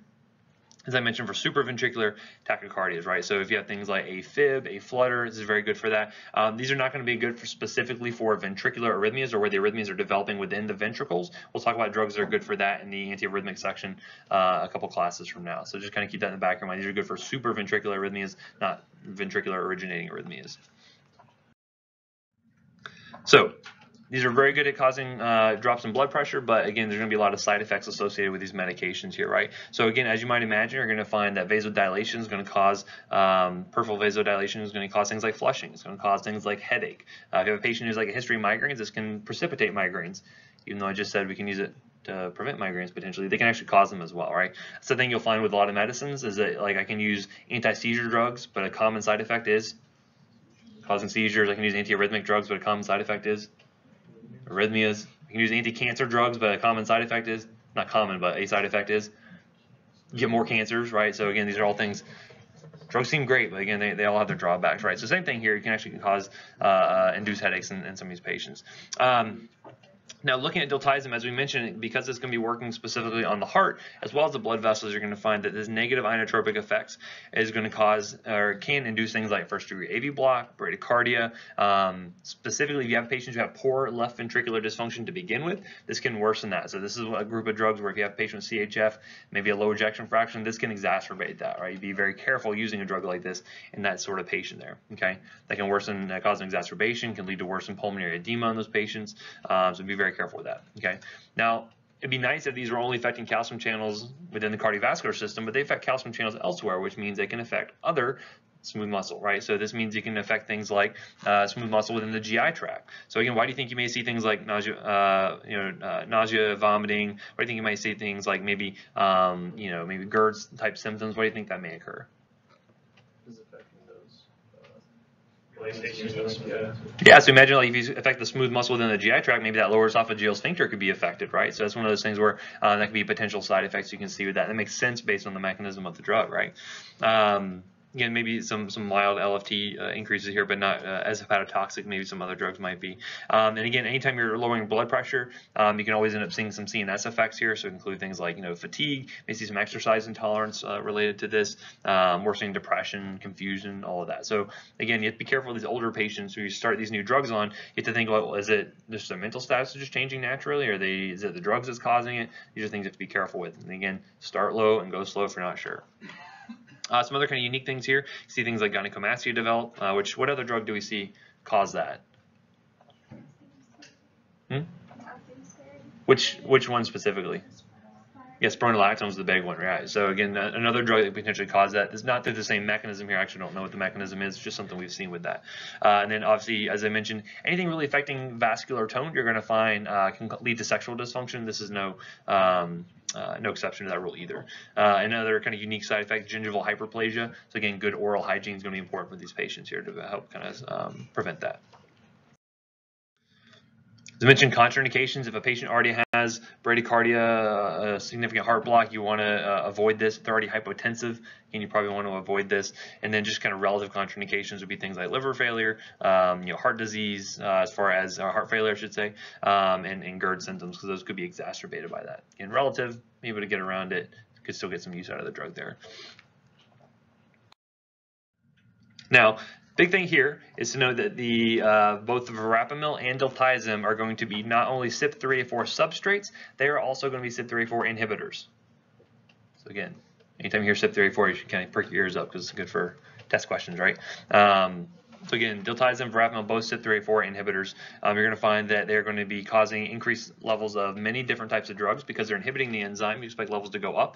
So as I mentioned, things like statins, right? And again, that would make sense why a lot of patients who are on statins may also be on drug for their hypertension, like a calcium channel blocker here, right? So again, something to know. If they're on atorvastatin, you may need to reduce your dose, right? Or switch them to another type of statin, like what?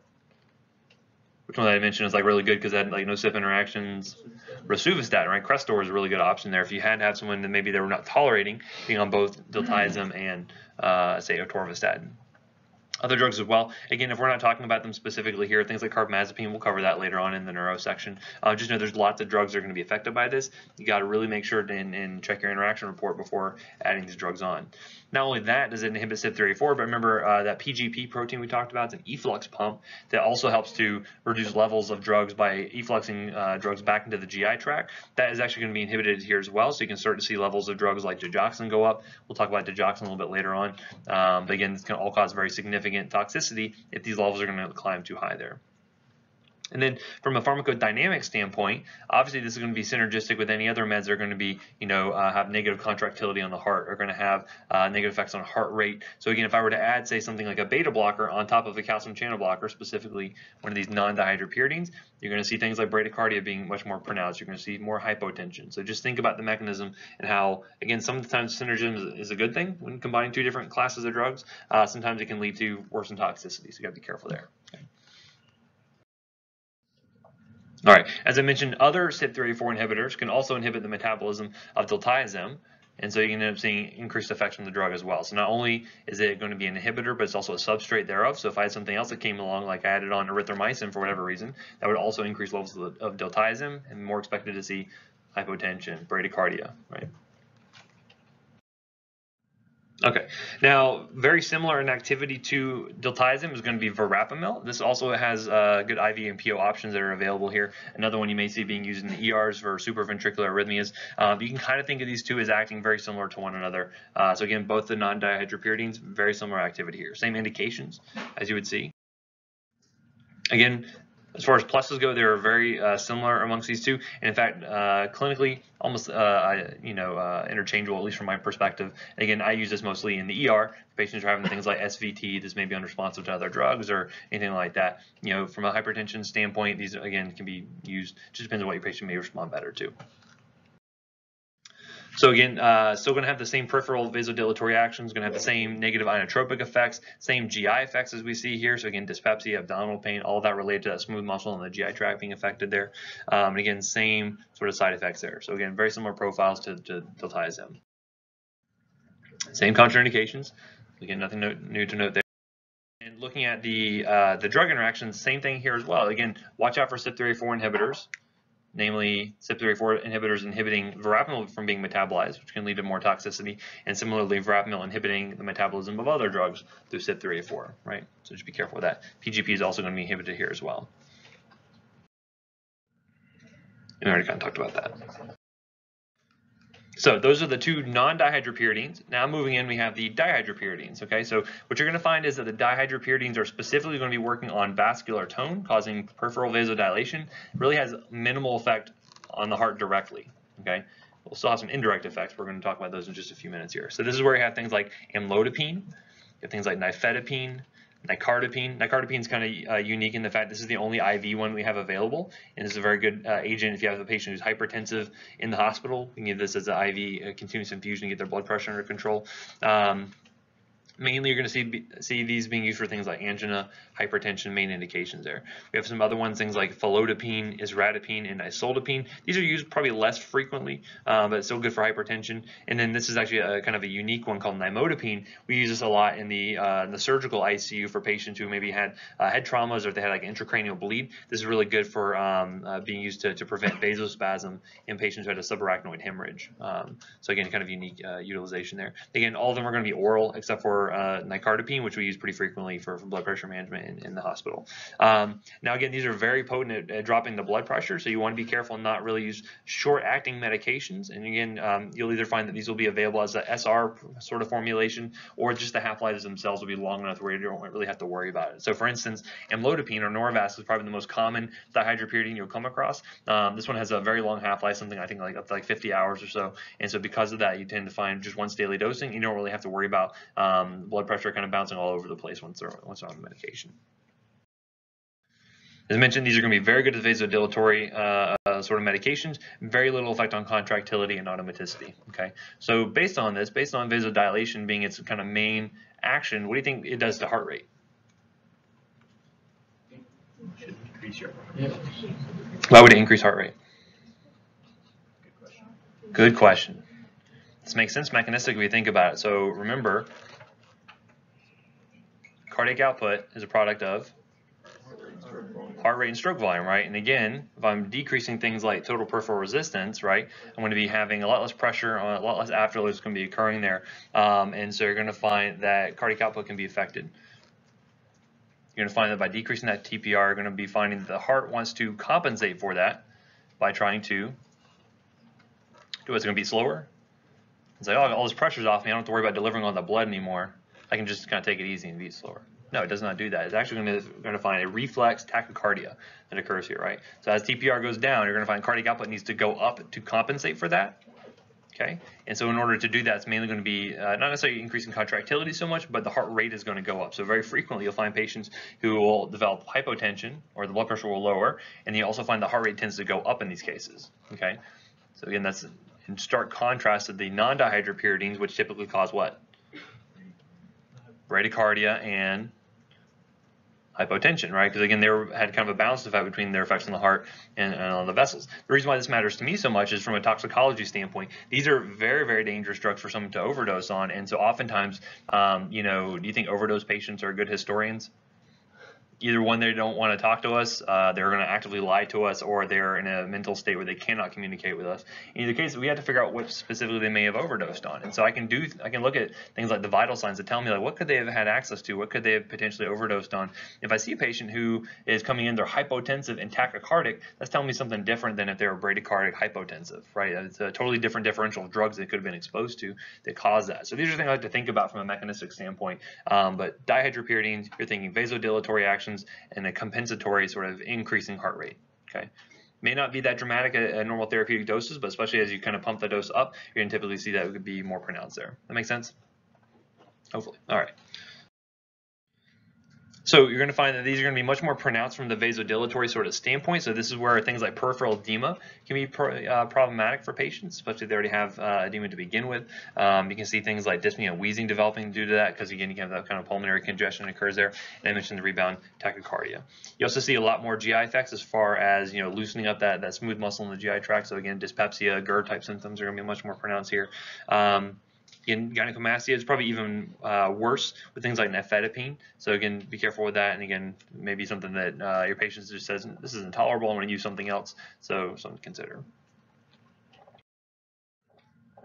Now, be careful when you're using this in patients who have a severe aortic stenosis. Why do you think that might be the case? So as I mentioned, as you dilate those blood vessels, the cardiac output wants to increase to try to compensate for that. What would happen if I had a clamp on the aorta that was kind of preventing? Yeah, you're going to have that back pressure is going to build up, and that's not going to be any good. And plus, you're going to be finding you can't really compensate, and you're going to develop that hypotension, maybe not perfusing quite so well. So be avoiding this in patients with severe aortic stenosis. And again, be careful as well, because you have to be careful with patients with unstable angina or a history of recent MI with these drugs specifically, right? Now, when we talk about angina, have you talked about that at all yet? What is angina? Chest pain. What causes it? Ischemia in the heart, right? So basically, the heart needs oxygen, and we're not delivering enough of it to there, right? So again, there's always a question of both demand of oxygen by the heart and then also the delivery of oxygen, right? Supply and demand sort of equation here. This is one of those things where if I have a rebound tachycardia by giving one of these drugs, what happens to oxygen demand by the heart? It's going to go up, right? Because again, it's beating faster, so it needs more oxygen to make that occur. What do you think it does to potential ischemia?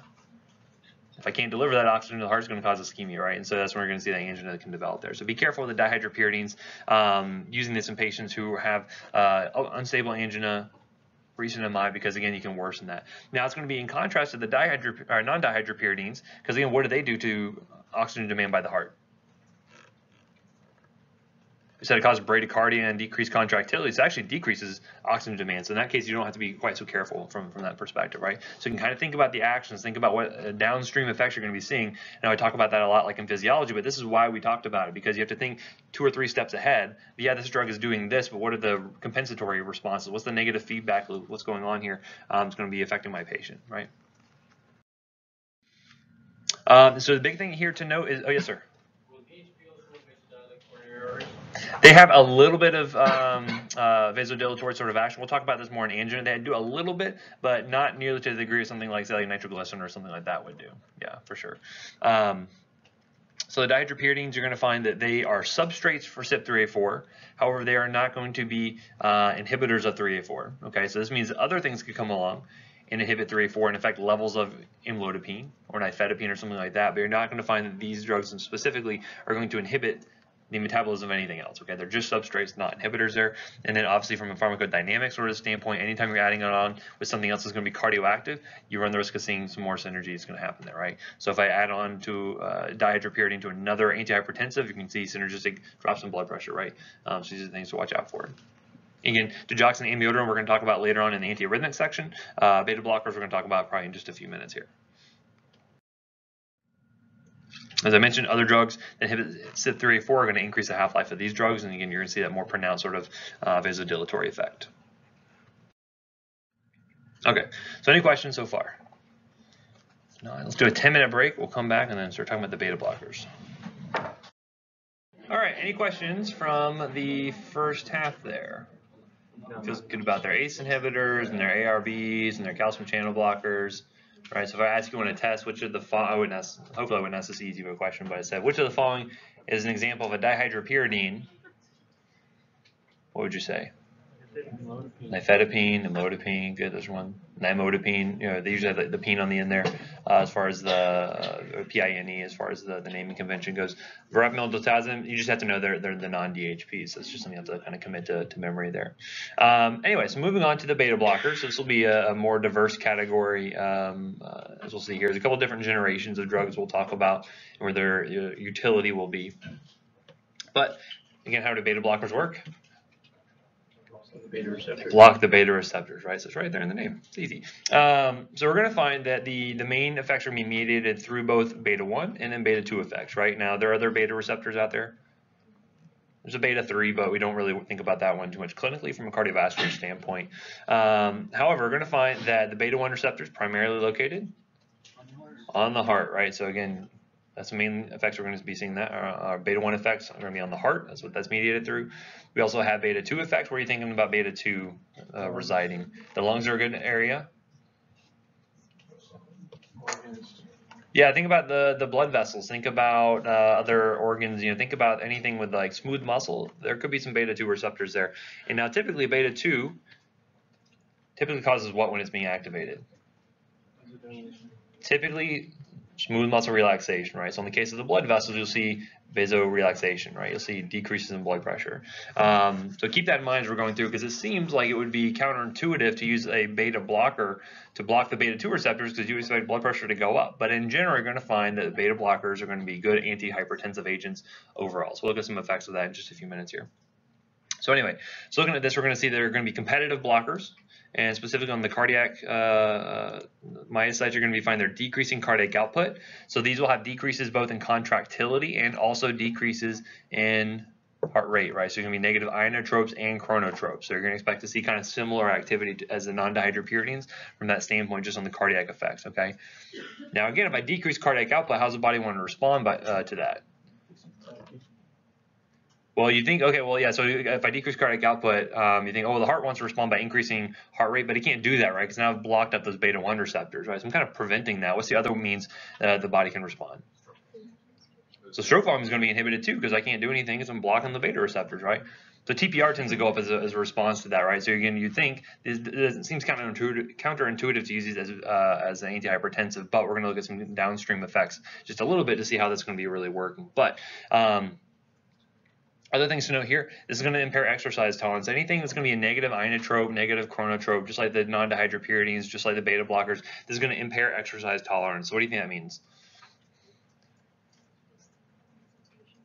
Well, yeah, kind of limit your activity, right? So again, if I was, for instance, if I could run a mile, and let's be generous to myself, and let's say 15 is a good time. Just kidding. No, let's just say 10 minutes, right? Let's say 10 minutes. Let's do a 10-minute mile.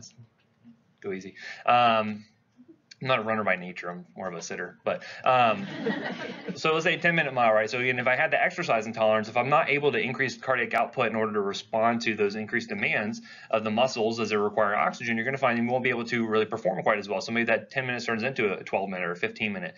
So again, you're going to find that typically beta blockers may not be as good for patients who are younger, who are going to be more active because of that impaired exercise tolerance there. So one thing just to note there, again, you find the same thing with the non-dihydropyridine, so something to keep in the back of your mind. May not be as good for those younger patients. But other things you're going to find is that the nice thing here is that you're going to have competitive blockade of beta-1 receptors that mediate renin release. So less renin means less angiotensin 2, which means less vasoconstriction, right? So again, that's going to be one of the main ways you're going to be finding this is good as an antihypertensive drug, because it also is going to be indirectly affecting the renin angiotensin system. So it's a good thing there, right? And then as we mentioned, the most clinically relevant thing we think about as far as beta-2 receptors go are going to be in the lungs. Typically, when you activate beta-2 receptors, you cause smooth muscle relaxation, typically, right? If I were to inhibit that, if I were to block those receptors, what do you think you could see? Constriction, right? So that's not usually good for patients, especially with reactive airway disease, with asthma, COPD. So we're going to be thinking about that as well as we're going forward here. Okay, so be careful with that. Anyway, other things you can find by blocking presynaptic beta-2 receptors, you tend to find decreased norepinephrine release. That should do what to blood pressure? That should decrease, right? So again, good thing from an antihypertensive standpoint. And just in general, the CNS is going to be finding decreased sympathetic activity. So again, decreased norepinephrine release. Other things to note here as well, though, is that you have to be careful with some of these drugs, especially the ones that are very lipid soluble. I'll talk about one kind of specific example, because the more lipid soluble they are, the easier time they're going to cross the blood-brain barrier, and that's when you're going to see more CNS side effects related to these drugs. Okay, and in fact, one of the things you're going to see, especially for a very lipid soluble one, we'll talk about in a second, is actually you can have things like potentially hallucinations. You can have very vivid nightmares and dreams, which may not be good for some of your older patients. We'll talk about that in a few minutes there. But other things you might be able to see also cause things like migraine headaches. This is another one of those things where you can sometimes use beta blockers for prophylaxis of migraines, but in and of itself can actually cause migraines as well. So one of those kind of oxymoronic sort of things we do in medicine. But the other big thing it's going to do is help to alter that baroreceptor reflex response. What does that mean? Because remember, when the baroreceptors, what do they detect? Yeah, changes in pressure, right? Over time, if I'm chronically hypertensive, what happens to those baroreceptors? They get kind of used to being high, right? They get kind of their normal changes, where as say a healthy individual, maybe 120/80 is considered a normal pressure for them. If it goes higher or lower, the body can respond to that. But if I'm chronically at say 160/100, the baroreceptors get used to that. And so anytime you drop their blood pressure from that, say by giving an antihypertensive, how does the body want to respond? Since pressure's too low, we need to get it back up. Let's increase sympathetic response, right? By altering that, by trying to get the baroreceptors back down to normal, you can help to kind of blunt those compensatory responses, right? And that way the body's not fighting itself quite as much when you're trying to get the blood pressure under control, okay? So this is one of the nice things that over time, you're going to find that baroreceptor reflex tends to get closer to normal. Maybe not back to where it was in the beginning, but at least closer to normal. So the differences in beta blockers, the main things you're going to see with this is that one, selectivity is going to be one of the determining factors for which one you choose. Okay, when I say selectivity, what do you think I mean? Yeah, so is it going to be beta-1 selective or is it non-selective? That's kind of how you can differentiate the two, right? We'll talk about the non-selective agents that block both beta-1 and beta-2 equally. We're going to talk about beta-1 selective agents that predominantly affect beta-1 specifically. They limit their beta-2 activity, okay? Now, again, as I said, selectivity is all going to be relative with dose. So again, if I increase my dose of the medication high enough, you find that selectivity can be lost. So just keep that in mind. But generally, you're going to have beta-1 selective and non-selective agents. Okay. Now you can look at things like metabolism. So potentially there's some that are going to be eliminated via the kidney. So you may want to watch for renal dose adjustment in those cases there. Some of them are going to be hepatically mediated. Again, you can look that stuff up. You can look to see which ones. In fact, I have an acronym for the renally eliminated ones. I'll tell you in a few minutes here. But and some of those are the biggest determinants. And then you have other things like intrinsic sympathomimetic activity. Some of these actually have some intrinsic activity of actually activating some of these adrenergic receptors there. And so that means you can actually find, for some patients, they can actually help with things like asthma, heart failure, if you have a symptomatic bradycardia. So we'll talk about a few agents like that, but this is less clinically important, as the selectivity will be one of the big determinants. Other thing, some agents actually have what we call membrane stabilizing activity. This means that for the actual heart itself, this is going to be good for causing or good for treatment of certain types of arrhythmias. We're actually going to see there's one beta blocker specifically that actually gets used more frequently as an antiarrhythmic rather than just a antihypertensive agent in and of itself, right? And again, any of these could be used specifically for supraventricular arrhythmias, because again, remember, just like with the non-dihydropyridines, if you can decrease that nodal conduction, that can deal with those supraventricular arrhythmias, and this is another case where beta blockers can do the same thing, right? Anyway, And then some of them, this is actually a third generation sort of thing. So you can kind of think of the non-selective beta blockers as being the first generation, the beta 1 selective agents being the second generation, and then we're going to have a third generation that kind of has kind of a mixed bag of like additional effects they can have. Some of them are going to be helping to increase nitric oxide production. What do you think this does to blood pressure? We're going to find that nitric oxide typically will decrease blood pressure. We'll talk about that more when we talk about nitroglycerin in the next cardiac section coming up. Alpha-1 antagonism, what do you think this does to blood pressure? Should decrease, right? Because alpha-1 typically you think of as causing what effect on the blood vessels? Vasoconstrictions. If I can block that, that can be some additional antihypertensive effects I can see with that. That'll be nice. We'll talk about some agents that do that. Some of them can actually be a beta 2 agonist, so blocks beta 1 but also activates beta 2, which should cause what? Vasodilation as well, right? So again, there's multiple ways we can skin this cat and try to get that blood pressure down, either by blocking alpha-1 or we could activate beta-2. There's lots of things. So again, we're going to look at some of these agents a little bit later on to see kind of what additional effects we can get out of those. So here's a list of the beta blockers we're going to be looking at. In general, this is the way I try to remember whether it's a beta 1 selective, beta or non-selective sort of agent here. Typically, if it is in the alphabet, N through Z, N is in Nancy through Z, you can consider that to be a non-selective beta blocker. Okay. If it's A through M, M is in mommy, you'll find that it's going to be a beta 1 selective. Okay. Now that will not hold true for the third generation. You just have to learn which ones fall into that category. There's only a couple of them, so just keep that in the back of your mind. But we'll talk about these. But in general, it's a good mnemonic I use to try to help me remember, hey, is this a beta 1 selective or is it a non-selective beta blocker? Okay. So looking at that, we have things like nadolol, we have penbutolol, pendolol. One of the more common ones you'll probably run across is going to be propranolol. This is one of the first ones that we had there. This one actually has a very high lipid solubility, so this is going to be one of those things I mentioned where it's very easy to cross the blood-brain barrier, and so very frequently we avoid this in elderly patients because you can sometimes see that they'll have worsening mental status. They may develop these really vivid hallucinations or dreams because of that. It is really intolerable to them, right?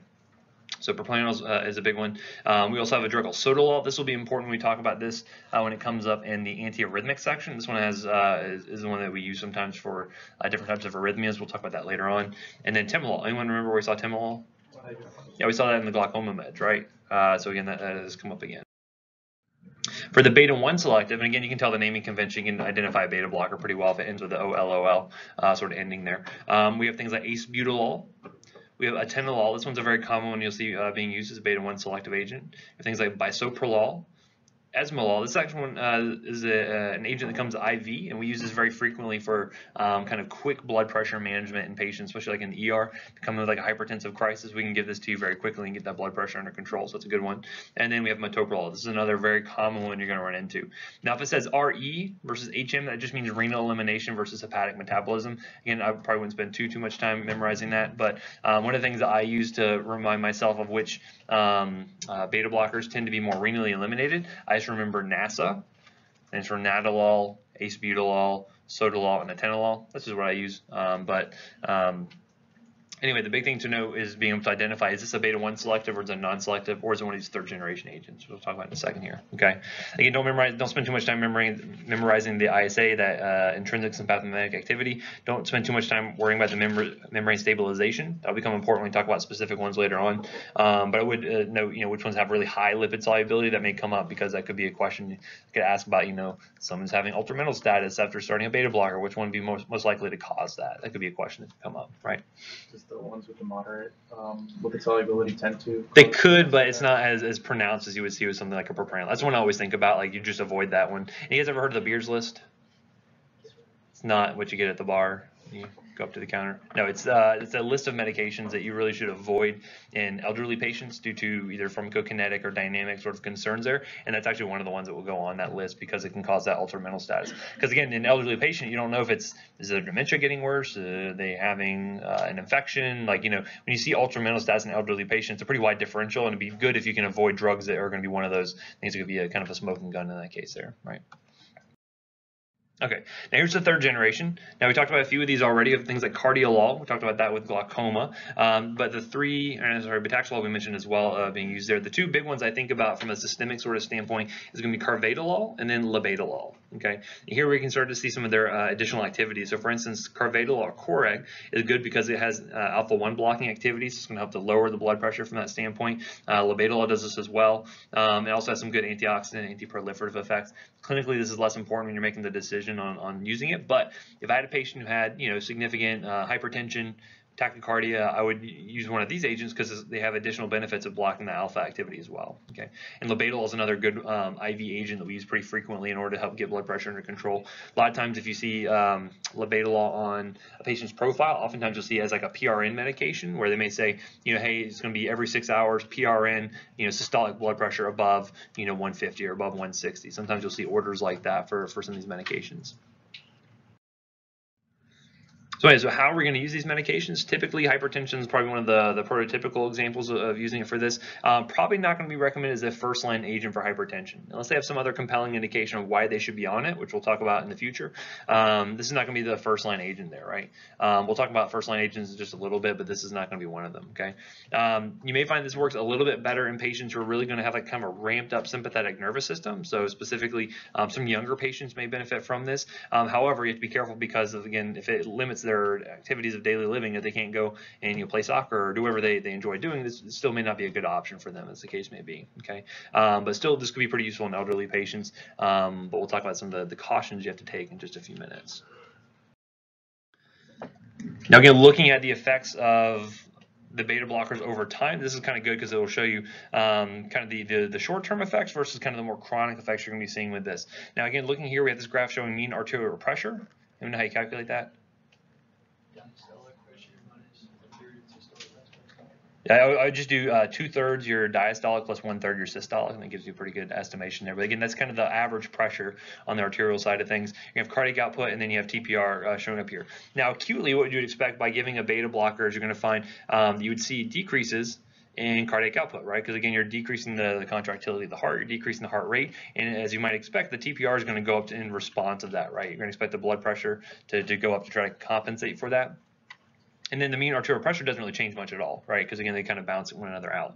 However, chronically, what you're going to find due to the effects it's going to be having on decreasing angiotensin II, decreasing sympathetic nervous system activation, etc., you find eventually the map is going to go down overall. However, cardiac output will still stay low, and the TPR is eventually going to go back down, kind of as you get back to normal, so to speak, or you start to reset the baroreceptors, etc. You'll find that the TPR response is going to be pretty well sustained there, which is good. Other things I mentioned, glaucoma, so things like timolol, betaxolol, cardiolol are used pretty frequently there. Again, they're working on the decreased aqueous humor production versus working on the outflow. And then, as I mentioned, sometimes you can use this for migraine prophylaxis. Some people feel like, we'll talk about this in the neuro section later on, but some people feel like by having the beta blockers on board, it helps to kind of limit things like vasospasm within the CNS, and that can be useful there. But just be careful. A lot of times it can actually make headache worse in some patients, so something to think about. In some cases, you can use beta blockers for hyperthyroidism or for thyrotoxicosis. Again, when you think about someone who's developing thyrotoxicosis, what kind of signs and symptoms do you think of? Palpitations, or like tachycardic, they're hypertensive, they're sweaty, they're hyperthermic, and everything's kind of ramped up, their whole metabolism kind of going through the roof there. Beta blockers are good because they can actually help to mitigate some of those effects, to lower the blood pressure, get the heart rate down.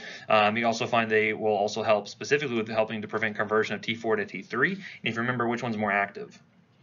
T3, right? So we produce a lot of T4, but eventually it can get converted over. This actually helps to block that conversion over. So it's another indication where we may see some IV beta blockers being used for a patient like thyroid storm, if you see that.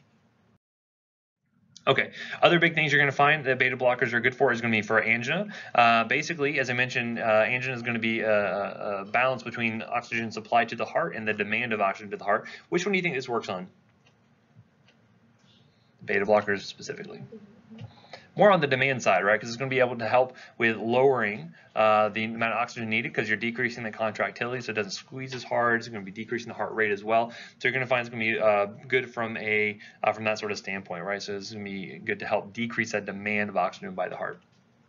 Also, you can find that in these cases, as I mentioned, beta blockers can tend to limit your exercise tolerance. For patients with angina, oftentimes the thing that limits them is the chest pain. So if I can give them a beta blocker, oftentimes you can find that their tolerance is going to be a lot better. So for instance, if I had a patient who couldn't walk from here to the door until they end up having chest pain symptoms, maybe after giving them a beta blocker, they can get from here maybe to the elevators, right? Something like that. So that's increased exercise tolerance for those patients with angina, right?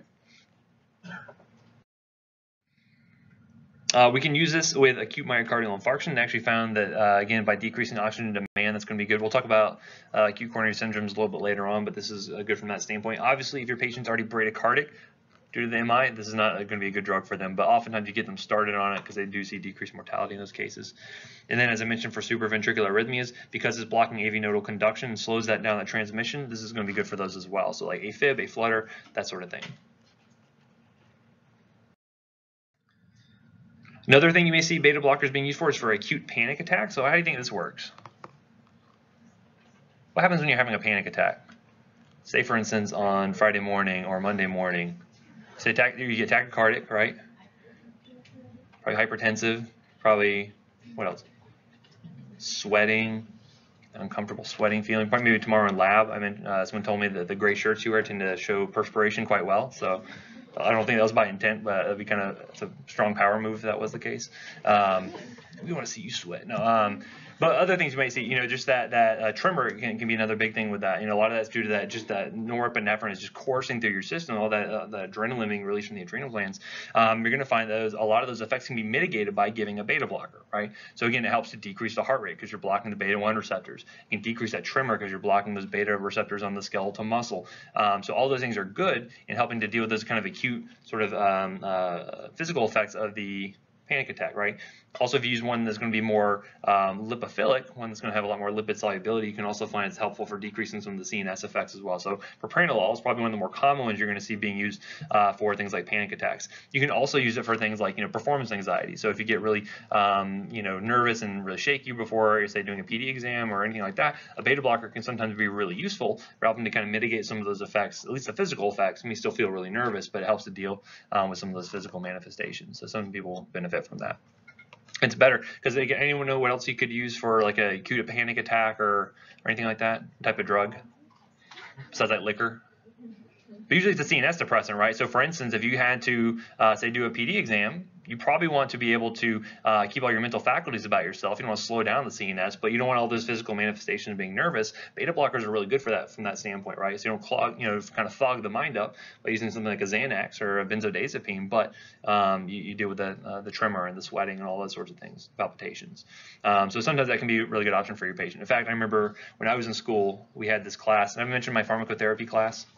Our class size was about 50 or so, and we were all in this big auditorium room, and we'd have our preceptor, our facilitator at the front of the classroom, and they were just calling people at random. And so like the first class session was like basically they were the patient. We had to go and do interviews. So you had to interview in front of all your classmates, pray that you were getting all the right information, and that was all the information we got. So if you had a set of bad interviewers and you didn't really get good info, you had to write a note afterwards, right? It had to be evidence-based and all these sorts of things. So one, that was super nerve-wracking, getting called up to interview the patient. But then afterwards, we have the grand round sort of defense of our notes. We'd have our SOAP notes, and they would say, okay, well, why do you choose this drug? And I'll say, well, because this trial said, that it did this much reduction in mortality. Well, how many patients were in that trial? What kind of patients were in that trial? Was it African Americans? Were they well represented? Was it male versus, all these things. And so it's very, very nerve-wracking to get called on at random to defend your note. Suffice to say, I got very nervous around that sort of thing, right? However, some of my classmates, they were using beta blockers. How do you think they performed? Probably better because and so I was so incensed about this. I was like, oh, they're using performance-enhancing drugs. I'm not going to do that. I'm going to be drug-free. It's the way to be, right? Anyway, I since got over that. It really doesn't matter. I mean, they were able to perform better because of that. It's fantastic for them. After repetition, you kind of get used to it, right? So anyway, so that's one of the things you can see. Beta blockers are very good for that sort of indication. All right, CHF. Now, for CHF, we mentioned their issue is going to be that decrease, and again, specifically talking about left-sided CHF here, decrease ventricular function, right? So that the ejection fraction is down. What do you think beta blockers would do to ejection fraction? You'd expect it to lower, right? So again, you'd expect to find that this would be a negative thing. Just like, giving a non-dihydropyridine to one of these CHF patients, you expect that to be a negative thing. If anything, can induce an exacerbation. That's actually true, right? So that's why you have to be really careful with these drugs. However, we do find that you have mortality improvements by using these beta blockers, right? Because chronically what you're going to find is by decreasing the oxygen demand by the heart, by decreasing the renin-angiotensin system and all these different things, you tend to find that you can help to slow down that remodeling, can help hopefully keep the heart working better for longer in those cases. However, you have to be really, really careful and just start with a very low dose and gradually titrate it. We'll talk about this more in the CHF section later on, but just be aware that beta blockers can be used for that. It's only 3 specific ones. You're gonna find there's carvedilol, metoprolol, and then bisoprolol. Now, normally I don't get too hung up on the salt forms of different drugs. This is one notable exception here. So metoprolol has 2 forms.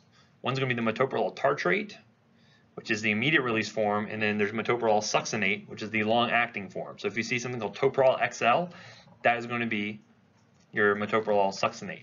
The way that I remember which one is immediate release versus extended release is that if I think about hard candies, that you have to suck on them a while and they last a while. I think metoprolol succinate lasts a while. It's going to be a long-acting sort of medication. It's going to be good throughout the day, which is important because I can tell you that I've seen many med errors where the nurse will do a medication history for a patient in the ER. They just put down the patient's on metoprolol and don't specify.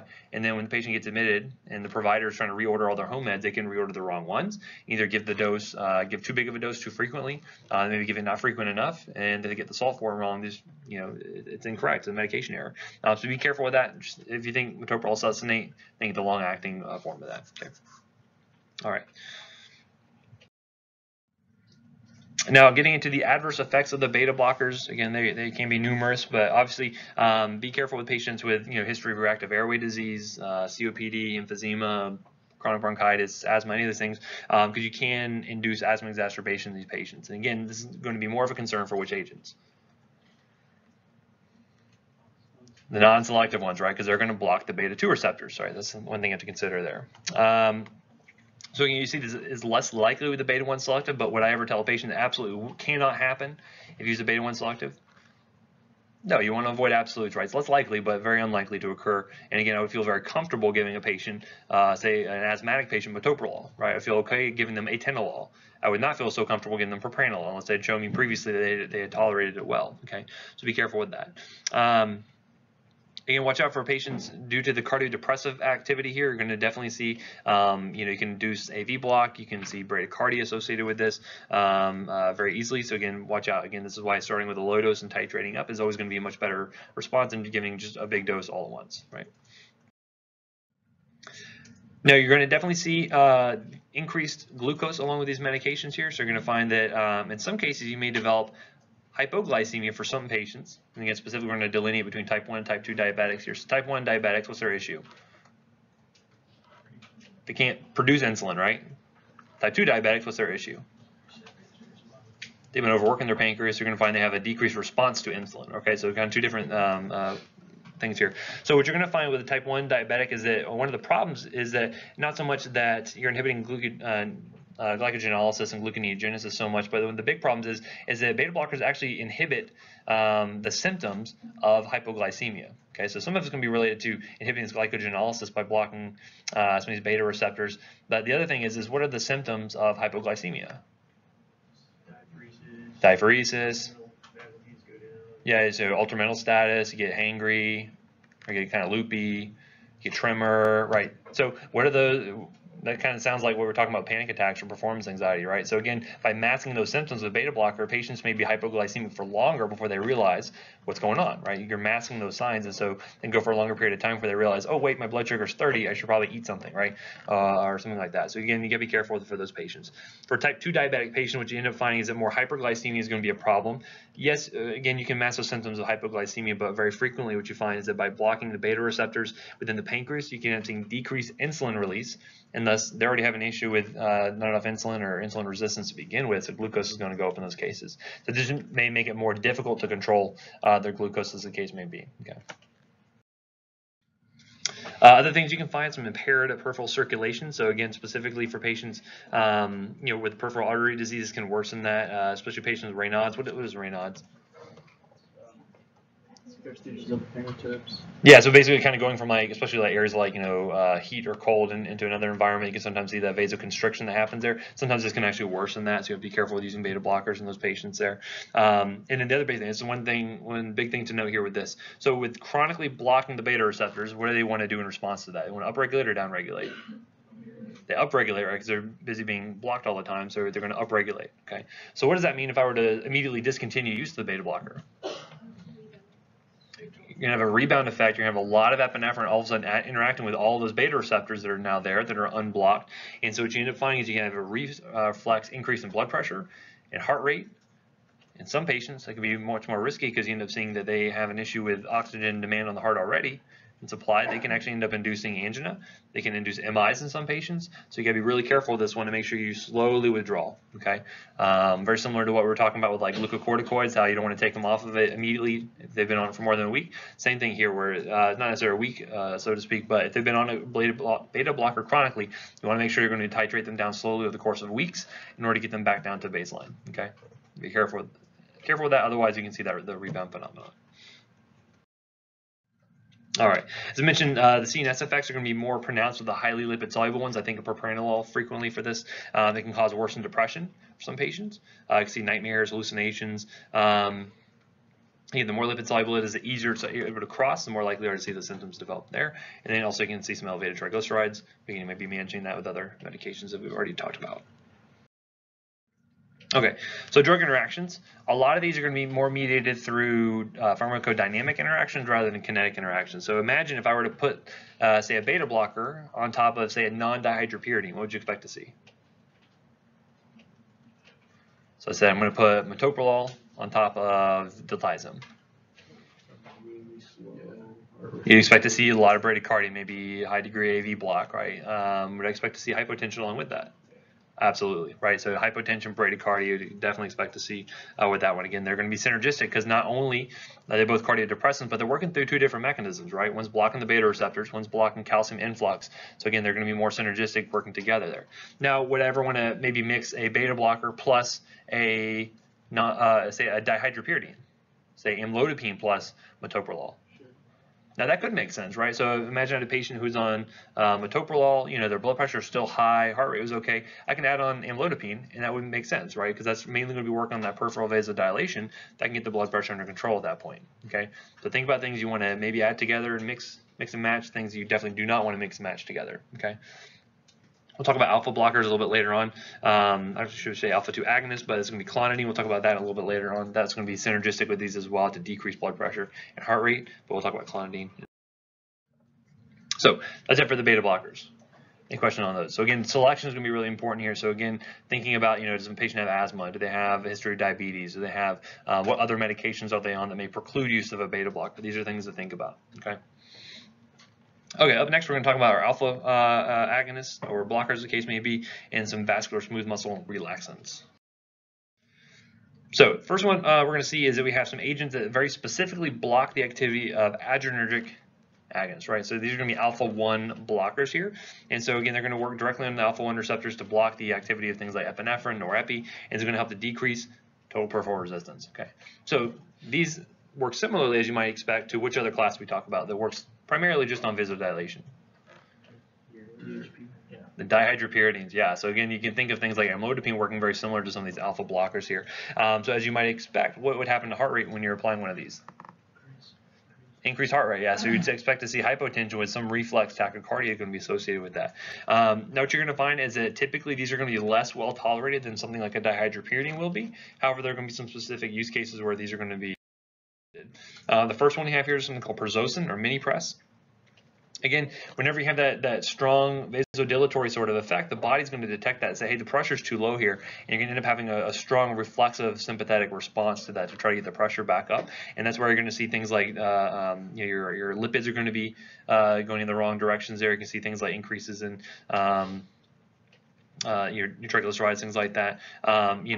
Very frequently these need to be used in combination with other medications, other antihypertensives. So this is not a good first-line drug, but it's good as something to add on to something else. Maybe they're kind of topped out on their beta blocker and their diuretic, and let's add on, say, an alpha-1 blocker to get that additional antihypertensive activity, right?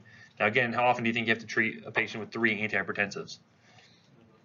more common than you might think, right? So again, oftentimes most patients can be managed with 1 or 2 meds. You'll find some patients need 3 or 4. So again, you got to be very intelligent in thinking about what combination of drugs is going to be right for this patient here. The big thing to note with these drugs is that orthostatic hypotension is going to be very pronounced with these, right? So again, be very careful in your elderly patients. They're going to be much more at risk for falls. And imagine if you added this onto, say, like a diuretic.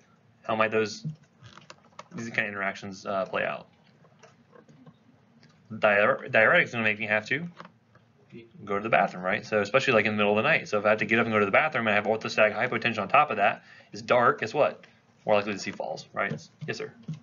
Can the DHP calcium channel blockers also lead to orthostatic? Yeah, they can also do that as well. Yeah, so you certainly see that. These ones just tend to be much more pronounced because they are directly caused. Because if you think about the dihydropyridine calcium channel blockers, you have that vasodilation, but the body can still have some response with the sympathetic nervous system, right? You can still release things like norepi to try to get that pressure back up, because that's our main means of regulating that pressure, right? So that can still have some activity. With here, you're blocking all of that, right? So again, you're going to go from sitting to standing. All of a sudden, the norepinephrine may be increased in release, but it doesn't have any receptors to work on.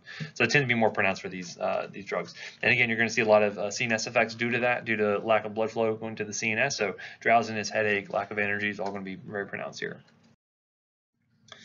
I mentioned you're going to have that reflex tachycardia here. Also, you're going to be seeing a lot of increase in renin. You're going to have more sodium and water reabsorption. So again, these are going to be big reasons for why these are not great as single antihypertensives, because the reflex mechanisms are so strong that oftentimes you're going to find very minimal changes in blood pressure in the long run. Okay. And also because we're affecting blood flow, again, we'll talk about this more in the urology section later on, but impotence is going to be a common side effect associated with these alpha-1 blockers. Yes, sir. Out of all these antihypertensives, which ones were notorious for it? Which one or what? Which ones were notorious for the impotence? Really, the more vasodilatory the drug is, the more likely it's going to see that. So you could see that with like the dihydropyridines. Potentially you could see it with the beta blocker even, but this is going to be more pronounced with the alpha blocker specifically. And that'll make more sense when we get into talking about the mechanisms for erections and things like that. But it's going to be a big cost for that. Anyway, looking at this, again, just like we talked about before, NSAIDs can blunt the antihypertensive effects mainly due to prostaglandin synthesis in the kidneys. Having things like beta blockers can enhance postural hypotension, because if you imagine when you go from sitting to standing, one of the ways that we try to compensate for that drop in blood pressure is what? Not only with blood vessel constriction, but also what else? Yeah, increased heart rate. Well, if I have a beta blocker on board, obviously that's going to worsen that, right? It's not going to be able to have that big of a response. So just be careful with patients, especially with any kind of significant cardiac history. Got to be careful with those patients. A couple other ones we have things like terazosin or terazosin, and they have doxazosin as well. These are going to have very similar profiles to prazosin as we did seconds ago. Again, very frequently these get used in the case of benign prostatic hyperplasia. By blocking alpha-1 receptors, you actually cause some relaxation within the prostatic smooth muscles that can help with BPH. These are a little bit better because they're a little bit longer acting, so compliance might be a little bit better. But again, very similar activities, very similar side effects. Tamsulosin or Flomax is actually a very specific one. This actually limits a lot of the postural hypotension. It's not used as an antihypertensive per se, but it is actually blocking a very specific alpha-1A receptor. By doing that, that's going to be much more predominant on the prostate, and so you end up seeing much more specific effects on that prostatic smooth muscle rather than affecting the blood vessels. So this is probably a lot better. You had a patient with BPH who didn't really have like blood pressure issues. This might be a good option for them because you lack a lot of the postural hypotension. It's not nearly as severe as you would see with the other agents there. Okay, up next we have our central sympatholytics. You know what sympatholysis means? You're stopping the sympathetic nervous system, right? So you're kind of, so to speak. The main way we're going to be doing that is with agents that are going to be working on alpha-2 receptors, okay? Alpha-2 agonists are typically going to be working to decrease release of things like norepi from those neurons, okay? There's also some of these imidazoline receptors we think may be playing a role here, but the big thing just to know is they're going to be stimulating alpha-2 receptors here, okay? Anyone know where else we found drugs that worked on alpha-2 receptors and imidazoline receptors? Back in the ENT section. Actually, drugs like Afrin, drugs like oxymetazoline or tetrahydrozoline, they work through a very similar mechanism here, but when applied locally to the nasal mucosa or say on the eyes, you're going to find they have a much bigger effect to cause vasoconstriction, when working locally, because again, there's such high concentrations. When we're giving these drugs systemically, though, you're going to find they are going to cause more overall global sympatholysis. You're going to see a lot of bradycardia, hypotension associated with this. Okay. And again, other sites of action where I think these are going to work include things like the nucleus of the solitary tract, the ventrolateral medulla, lots of areas in the CNS where we think this is going to be work and help decrease blood pressure, decrease heart rate. You can imagine clonidine is kind of the prototypical example of the alpha-2 agonist. And again, you can see how it's kind of working from the CNS down rather than working specifically on the heart or on the blood vessels in order to help control that blood pressure there. But you can see how these are going to be innervating both the heart to decrease cardiac output and then also working through here to decrease norepinephrine release onto the blood vessels. So general effects you're going to find is a decrease in total peripheral resistance, decrease in heart rate, and decrease in cardiac output. Okay, so you can kind of think of these very similar in action to something like, say, like a non-dihydropyridine, right? Kind of working on both sides of it, working on the heart and on the vessels here. This one's just happening to be working from the CNS down. So big advantages here is that you can have a decreased TPR with a modest decrease in cardiac output, which may be good for some patients, maybe not so great for others, especially like CHF patients, something like that. And you're going to find that for some of these drugs, antihypertensives, maybe more specifically, you'll find that some work better for, say, African American patients, some work better for older patients or younger patients. This tends to be pretty independent of that. Really, everyone gets treated kind of equally when using these central sympatholytics. So that's kind of a benefit there. And in some cases, it could be suitable for just monotherapy. So this could be something where just the one drug is going to be enough for these patients here. So general side effects, as you might imagine, if I'm decreasing sympathetic activity in the CNS, you might expect to see a lot of drowsiness associated with this. You may see things like dry mouth, sexual dysfunction can be associated with these. This is another one you have to be really careful, and you're going to have abrupt withdrawal hypertension that can happen here. So this is another big one in addition to the beta blockers you have to titrate down slowly on, okay? Because again, if I'm decreasing norepinephrine release, what do the receptors want to do to respond to that? They still upregulate because again they're not being they're trying to get more sensitive because they don't have enough norepinephrine activating it, so they're going to upregulate just like I would be if I had something like an alpha blocker on board. So because of that, you're going to find they typically have upregulation receptors tend to be more sensitive. So if I take away the drug very abruptly, you're going to find that it tend to have that rebound hypertension. Okay. Now why don't you see that with the calcium channel blockers? The calcium channels don't really respond the same way because again, these are not you don't really see like an upregulation or downregulation of calcium receptors so much. And again, it's not really the receptor, it's the channel that we're actually affecting there. So because of that, you don't really see the same rebound effects as you would with the calcium channel blocker as you do with like a beta blocker or like a clonidine, as we're going to see here in just a second. Just something to keep in the back of your mind. But clonidine is the most common one you're going to run into out of this class here. It's also available as a patch. Sometimes you'll see a patch or oral tablet you'll see very frequently.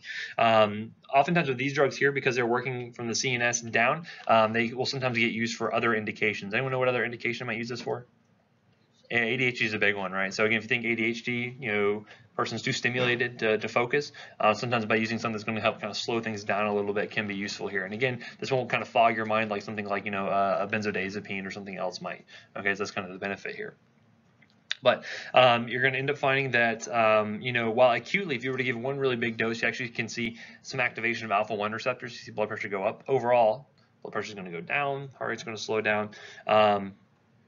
You're going to find this is going to be working very well to decrease that sympathetic activity, and in some cases actually will cause an increase in the parasympathetic activity as well, which again helps to facilitate that decrease in the heart rate you see there. Okay. Other things to note though, will increase blood glucose, mainly due to the fact that you're having less insulin secretion happening here, so it could be not great for a diabetic patient.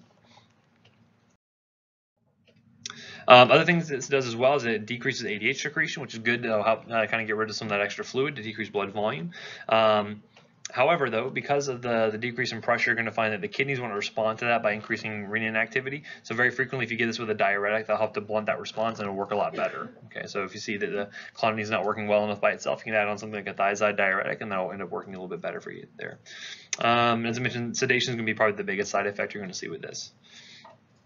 One actual thing that we do pretty frequently where we use clonidine, we'll sometimes use this in epidurals. We'll actually use this in epidurals along with sometimes like opioid pain medications. It actually helps to decrease a lot of pain sensation after surgery. We do this a lot with like spinal fusions and things like that for a lot of our kids over at Nemours, so you sometimes see that. And then another thing that will happen is sometimes we'll use this in the NICU for something called neonatal abstinence syndrome. Anyone familiar with what that means? So if you have a mom who is pregnant and she did a bunch of drugs while pregnant, the baby comes out. Guess what? Well, the baby is just as addicted to the drugs as the mom was, right? She undergoes the same kind of withdrawals, and so sometimes we use clonidine to help kind of mitigate those responses. We'll talk more about withdrawal syndromes later when we get to talking about opioids later on, but we'll sometimes use that pretty frequently in the NICU for those little sad babies. So. Anywho, again, as I mentioned, watch out for the withdrawal effect. You got to be really slow and careful when withdrawing these drugs. Still can see some orthostatic hypotension, impotence, bradycardia, kind of similar trends that we've been seeing with a lot of these other antihypertensive meds. Another one you'll see in the same category is going to include guanfacine. I see this one being used less frequently for as an antihypertensive, but much more often for ADHD purposes. So oftentimes there's another brand name called Intuitive I'll see used for ADHD pretty frequently there. Again, very similar activities, maybe a little bit less sedation and a little bit less from the withdrawal syndrome. Less potent overall, so maybe not as good as an antihypertensive, but can still sometimes be used there. Okay, and then I think the last group we'll talk about are going to be direct vasodilators. So basically, these are going to be agents that are going to be directly causing arteriolar dilation. A lot of these agents we're going to talk about right now are going to be agents that are going to be given IV for kind of quick management of blood pressure in the inpatient sort of setting there. Okay. Again, whenever you're using these dilators, you're going to find that you're going to be finding very strong reflex sort of mechanisms here. So again, reflex tachycardias, increased cardiac output. These are not great for kind of long-term management of blood pressure, but sometimes can be used for a quick fix depending on what the case may be. And then undergo that tachyphylaxis. Anyone remember what that means? Where over time, even if I keep increasing the dose, I really don't see any increase in drug effect, right? So again, there's other drugs where if I tend to get tolerant to the effects, I can increase the dose and overcome that. This is not going to be one of those cases here, okay? So a couple ones we have here include things like hydralazine, minoxidil. Anyone familiar with the drug minoxidil? What's that used for? Hair growth, yeah, it's Rogaine. Yeah, we'll talk about that in a second. And then an agent called nitroprusside. You're going to typically find that these are going to be very good at dilating our arteries. You're going to see some reflex tachycardia associated with these. And again, not great for long-term use because very frequently you're going to cause a lot of that really salt retentive state in the kidneys, kind of limit the efficacy of it as an antihypertensive. So very frequently you can use this for chronic hypertension, but you have to use it with other medications like a beta blocker, a diuretic, something like that. Typically not going to be used by itself. And minoxidil we really don't use as an antihypertensive unless we're using it for really severe refractory sort of hypertension. And then as I mentioned, the hypertensive crises, you can use these as an IV infusion sometimes, nitroprusside specifically, to help get that blood pressure under control very quickly. So first one is hydralazine. Again, not used a lot in the outpatient setting, but sometimes on the inpatient side, you'll see this used as like an as-needed sort of antihypertensive, where it'll say give hydralazine for blood pressure, systolic above 160 or something like that. We don't know the full mechanism, but we think it's working to increase cyclic GMP, increases some nitric oxide activity, cause vasodilation there. They work with some calcium in trying to inhibit calcium influx into the cell, which again we know is going to be causing some vasodilation. It's a pretty good drug from a kind of antihypertensive sort of standpoint. The one thing to really note with this one to be aware of is that it is acetylated in the liver. Okay, that's its main mechanism of metabolism in the body. One thing to note is that you have some patients who are going to be fast acetylators and patients who are going to be slow acetylators. Okay, this is all going to be based on their genetics. Fast acetylators, what do you think happens to the half-life of hydralazine? It's going to be low, right? Because again, if I'm quickly metabolizing the drug, it's going to get metabolized off, and then the drug's not going to be sticking around for very long. The half-life will shorten. Versus if I have a slow acetylator, what happens to the half-life? It's going to be longer. The drug's sticking around for longer. That also puts me at risk for what? More toxicity, right? Either due to the antihypertensive effects maybe sticking around for too long, or if you end up seeing some of the other toxicities you're going to see with this, right? And so this is one of those kind of unique side effects that's good to be aware of, because you may be pimped on it one day on your rotations, right? Or you may be asked about it on a test one day, who knows? But this is this lupus-like syndrome that can occur with hydralazine. There's a short list of medications that can do this, but they all are due to this acetylation thing, okay? So basically you're going to find either patients who are on very high dose, long-term use, or if they're going to be slow acetylators, they tend to be more at risk for developing this lupus-like syndrome here, right? And again, the kind of the prototypical thing you think of is going to be that big kind of butterfly rash on the face. That's very, very classic of that. So if you have a patient who you start on hydralazine for blood pressure management, they come in, they have this big rash on their face, you want to think, hey, they're probably a slow acetylator. I need to do something about the dose. Either get them off the drug or decrease the dose pretty significantly there, okay? Yes, sir. So it's because of this acetylation, they're also having those GI upsets? Not necessarily. What are we talking about as far as GI upsets?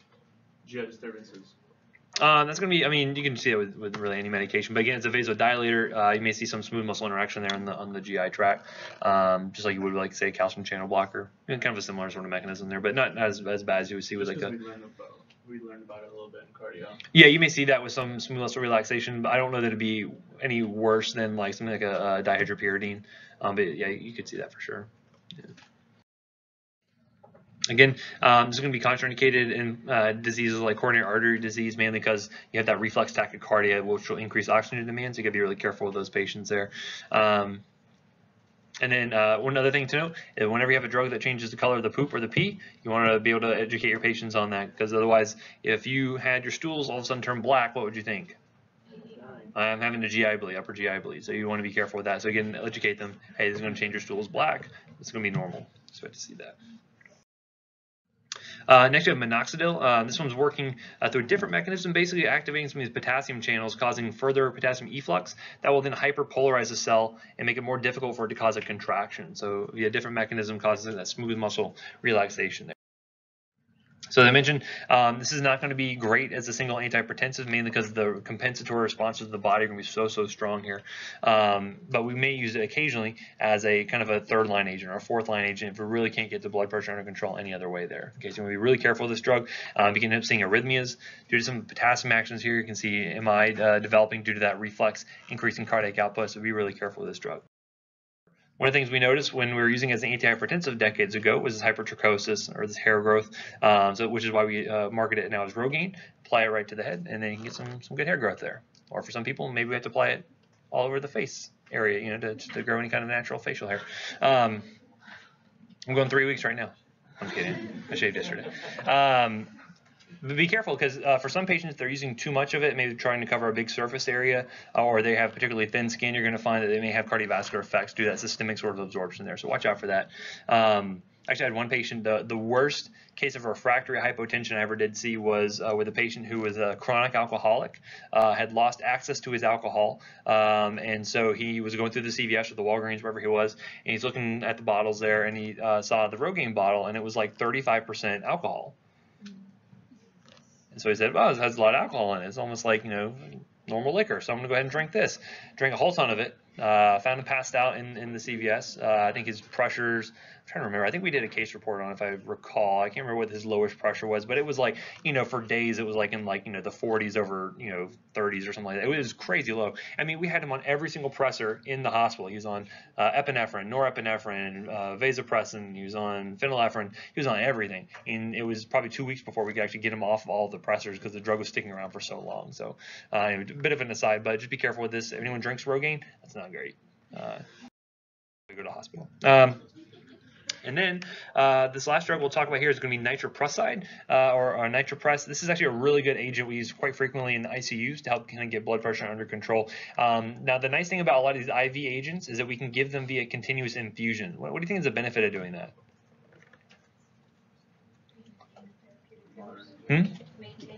So it maintains a good therapeutic dose, but we can also titrate it very easily, right? So for instance, if I'm giving it via continuous infusion, if the blood pressure gets a little too low, dial back the dose. Blood pressure gets too high, increase the dose a little bit. So it provides this very nice fine tuning of the blood pressure, whereas with something like an oral agent, I just give them a dose and I see how they respond, right? And so again, if it's too much for them, I just have to wait for it to kind of wear itself out. Whereas this, I can go ahead and cut it off if the blood pressure, say, got too low. One thing to note, though, is that this has... what's interesting is it actually has one nitric oxide molecule, which we'll find later on as vasodilatory, but it's 5 cyanide actually bound to it. Cyanide, is that dangerous? Not dangerous? Quite dangerous. Does anyone know what fruit contains a cyanide-producing compound? Apple seeds. You also find some peach pits. Can actually produce. This is why you should never eat a peach pit or chew up apple seeds. There's a reason why, because of cyanide. Anyway, I digress. But the big thing to note here is this is a very good vasodilator, very good for getting the blood pressure under control. However, we actually do have to worry about the cyanide toxicity that can manifest from this. So this is actually a drug we'll give with something else. I think I have it on the next slide here. But big thing here is it has good balanced effect between the veins and the arteries to cause good vasodilation. As I mentioned, having that cyanide toxicity, you can see things like metabolic acidosis that can develop from this, convulsions, vomiting. So we will oftentimes give it with a drug called sodium thiosulfate. That actually helps the liver to process that cyanide. Because again, cyanide is not anything foreign to the body. We produce a little bit of cyanide all the time. It's just carbon and nitrogen. But our liver is able to process it pretty well. Again, if you give too much of it, though, that's when it becomes a problem. So we'll give sodium thiosulfate to help the liver continue metabolizing that. And then if you have patients with poor kidney function on top of that, they end up producing this byproduct called thiocyanate, which can also have some toxicity. But mainly just know nitric peroxide is a good vasodilator. It's IV only, must be continuous infusion, and that allows us to titrate and get that dose, that pressure right where we want it. Okay, so looking at as far as how we decide which drugs to use, again, the JNC8 is the most recent one that we have here. As far as looking at your goal blood pressure here, typically, and again, see if this jives with what was in CMS, hopefully, shooting for a blood pressure 140/90 or less. That's generally what we're going to be shooting for in most patients. Again, that's going to include things like chronic kidney disease, include things like diabetes. We know that we get that pressure under control. It's going to help to increase survival, et cetera, right? Now, the question is, which meds should you use for which patients? How do we decide? Dartboard? You do what I tell you. Right now, you're supposed to do what the guidelines say. What if I said something crazy different than the guidelines? I'm not going to do that.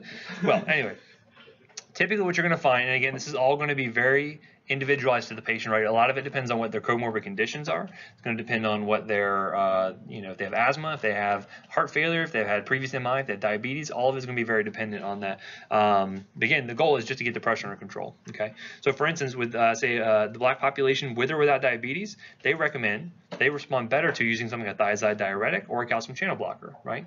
And specifically, typically, if the patient is hypertensive, start off with a dihydropyridine, right? Because again, that's what you're looking for, is that vasodilatory sort of effect there. It would not be 100% wrong to do verapamil diltiazem, but a dihydropyridine is going to be good in that case here, okay? Again, what's an example of a good thiazide diuretic? Chlorthalidone is a good one. What else? ACTZ, right? Again, the bigger benefit is just getting the pressure under control. A lot of it could be down to what can the patient afford, what can they have access to, et cetera, right? Anyway, going down, looking at the non-black population with or without diabetes, they recommend either doing something like a thiazide diuretic, calcium channel blocker. Your options are a little bit more open here. But again, just note that typically patients with diabetes, they respond well to the ACE inhibitors because, again, it's going to have that nephroprotective sort of effects there. That's a good thing we want for those patients.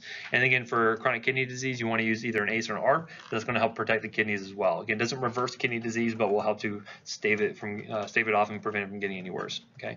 Now, if the blood pressure is not under control after a month, you want to either try to titrate up on your dose to get to kind of your somewhat maximal dose in there, or you can consider adding on a drug from a different category. Okay, so for instance, if I had a patient who was coming in and they were started on chlorthalidone and their pressure was still elevated, they're still say 150s over 92, what would be a good option to add on to that at that point?